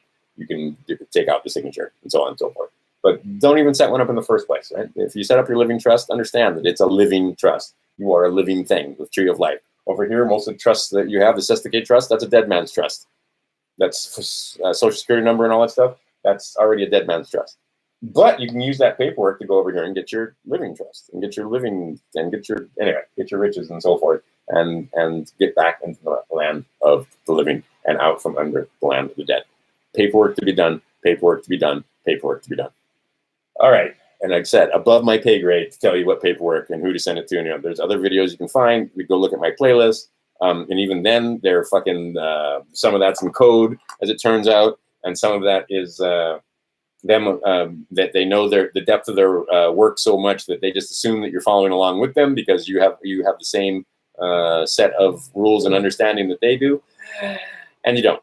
And I didn't. Right, so I listened to them over and over and over again until I figured, oh, that's how you make a claim. Oh, that's the form. Oh, that's why I use that form and not this form, and that's who I send it to. And oh, of course, right, inspector generals and so forth. But it takes a while. And the other thing is, don't make a move. Make sure that before you make the move, it's not gonna because. As one woman was lamenting, it's like, why don't they just tell us what to do instead of penalizing us and getting us in trouble when we make a mistake? Well, because that's the game. And because those are the pitfalls. Because what they're trying to do is get you back over here, or at least get you put in jail. So no, they don't explain it to you. They just, if you do it wrong, you're in trouble. Like there's one guy, I've heard numerous stories now. They filled out the forms incorrectly. They filled it out innocently, but they filled it out incorrectly, and they got in a lot of trouble. Right? We'll leave it at that because I'm not here to scare you. Because what will happen is you'll get analysis paralysis, and then you won't do anything, and you'll be worried that, oh no, if I do this and that, I'm going to go to jail. No, there's plenty of people that made it back here. There's plenty of people that figured out what to do. And there's plenty of people that figured out that when they do take you to jail, that's actually going to be a good thing, because if you stand in your square and you know what you're doing, that's going to make a lot of money if they for you if you've done your paperwork right. And see, you avoid them they'll put you in and they'll kick you right the fuck back out if they don't have jurisdiction and authority. Believe me, there are the wardens and the men that run those prisons. They fucking know the law. They know a lot about the law and jurisdiction and so forth. And they understand that all law is jurisdictional in nature. But anyway, the idea being is that if you can set up I can't remember the terms. So you got it's just like so much stuff that you got to know. But, give yourself 2-3 years. You should have learned this from the time you're 18 to 21 or 18 to 25, but nobody was teaching and you weren't asking. I can't remember the name of it. Anyway, the idea being is that it's a thing that you put in it's your bill. It's basically your charges. There's a name for it though. But anyway, basically on your paperwork, and there was a case that they won in Florida that was precedent setting, where basically you charge them your fee schedule. That's the word I'm looking for. It's a very specific thing, but it's basically a fee schedule that basically says for every minute you hold me that you're not supposed to be holding me, that's $1,024. Right? So you hold me, for a week or something against my will, and you had no authority to do so, and I had my paperwork in order ahead of time, right? Because again, it's not retroactive, but if you had this set up ahead of time, then you go back and you tell them, for every minute that I was in there, it's $1,000, basically. Right? And here's the case law, here's the blah, blah, pay me, right? And if you don't, I'm tapping your bonds, because you've done a bad thing. And now I'm going to make a claim on your bonds. And now you got to have all your evidence and so forth, so that when the people come and investigate to see if your claim is good or not, they can make it as easy for them as possible, right? And they don't do anything unless you tell them about it. But anyway, there was a case recently where it's like some $900 and something million the guy got, and it was upheld because they were holding him against his will in a cage without authority, without jurisdiction, without fucking anything, in contravention to his status, and lo and behold, can't happen. All right, I'm done. Be of good cheer. Good things are happening. These are not bad things that are happening. Yeah, shelter inside. Don't give the police anything to do. Just don't give them any fucking thing to do. So if you're out and about, then you better have your stamps and all your stuff with you. Especially in the very near future, and you better have a place that you're going and a place you're coming back. And it would help if you were being a postman and you had some documents in there that had some stamps on them that you were delivering either to yourself or to somebody else, and they will let you go on your merry way, because otherwise you're a ship, and they've made all kind of statute and stuff like that now where they can stop you and plunder you, right? So we don't come out to utopia next month or anything. That's exactly not what happens. But a lot of cleaning up is going to get done in the next 90 days. Just put it that way. Anyway, so the idea being is that be of good cheer. Don't be afraid. Laugh your ass off, especially laugh your ass off at your friends that are afraid of the cold, common cold. Oh, man. There's some people that are never going to live this down. But see, now do you see what kind of contempt they have for you? They have such contempt for you because you're this easy to control. I mean, right? Give up your civil liberties, give up your basketball, give up all your sporting events, stay inside your house because coronavirus. But the idea was do nothing. And this is the best thing you can do right now. Just don't do anything, right? Let the big boys, right? We're the little people. We're the hobbits. Just let the big boys fight it out. And pray, like I said, pray for the men in hard places that are doing hard things, because these are hard men and they've been put in very, very difficult times. And the difference between you and them, or me and them, they're literally laying their lives on the line. Because a lot of these 1%ers have their own private armies and have their own military and have their own guys with guns. And there's going to be some of this that you're never going to hear about. Pray for the good guys, as it were. All right. Be of good cheer. Like I said, just I hope you got a couple of weeks of food. That should have been a no-brainer. That should have been something you already had that you didn't have to go run out and try and get. And now you're panicking. I hope that's not the case. I hope you got food and water and all that stuff stored. If you do need to get food and water, go to the stores. You'll notice that the stores are not empty except for like toilet paper and a few other things. But most of the meat departments are full of meat because people can't afford that after they bought all that toilet paper. Canned goods are still there. A lot of the produce sections, especially on this island, are still there because they get restocked by local farms constantly. And you can't eat it all. You just can't eat it all. So quit being panicked because they eat that energy over here. I'm not going to get into that esoteric stuff, but I mean, they do. They want you afraid and scared. They don't want you happy and partying. If you're happy and partying and have a good time, that even helps more. If you're sitting there in front of your computer scared and you're not doing anything, well, you're not. I mean, get out of that mindset. It's the beginning. It's not the end. Things are about to get awesome. Things are about to be great. Things are about to be released and so on. So anyway, e pluribus unum, be of good cheer, right? Do nothing and everything's going to be fine. When it comes to this stuff, there's lots to do. There's lots of, and use the time to do the paperwork. And I'll put some of the links, and I was talking about way earlier in this thing about all the different things that your friends can search now that'll be shown to them. Pizzagate Truth will be shown to them. Who owns the U.S. citizen will be shown to them. There's a long list of things that Podesta emails, Podesta art, all of that will be shown to them now. The algorithms at Google has changed. The good guys are completely doing the full press now. So now your job is to educate everybody else. Red pill as many friends as you can, and you red pill them the slowest possible way possible. The easiest, simple way possible is to just give them a 3-cent stamp. Right? Just give them some letter and some information with a 3-cent stamp on it. Right? How come it's only 3 cents? It's supposed to be 55 cents. That's right. So anyway, the idea is red pill, red pill, red pill. If we win this thing, because there's a lot of guys that are ready, and I mean just ripe for it. They're ready for it now because they realize, wait a minute, something's going on. Right? Your friends that are buying toilet paper and are watching CNN still. I mean, the same guys that just lied to you for 2 years, 3 years about Pizzagate and Russiagate and all the different things that they lied about, and Trump and so forth, are now telling you the truth about the coronavirus. And they're lapping it up, watching the news while they talk about all these bullshit numbers about mortality and all these bullshit numbers about a pandemic and worldwide. Okay, great. It needed to happen because now they do nothing. Now they sit inside. Now they don't go to sporting events. Now they don't get on airplanes. Now they give their masters no money. Right? The only people that are getting money out of this at the moment, if you guys do the full thing that I'm expecting that they're going to make you do, is people that buy food. Right? But you won't be able to use gas. Right? There was somebody who was saying gas prices have fallen and there's no place to go. Parks on this island are closed. Right? Stay the fuck home. I hate it, but I actually got reprimanded. But the idea is, okay, so let your friends know that they shouldn't be afraid because the common cold, and let them believe, and they're going to talk Italy and all of other shit that they've been programmed to spit back at you.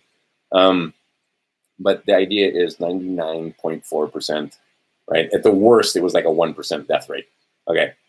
If you've got my neighbor who has been doing chemotherapy and whose immune system is severely compromised, coronavirus could be a problem. But then again, so could any other flu, any other of the rhino, any of the other common cold symptom could kill him also.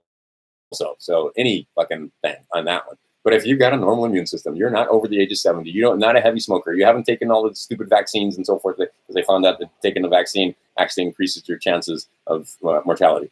If you had see, and they were trying to do the compound thing, and it's a long story. There has been some intervention, let's put it that way.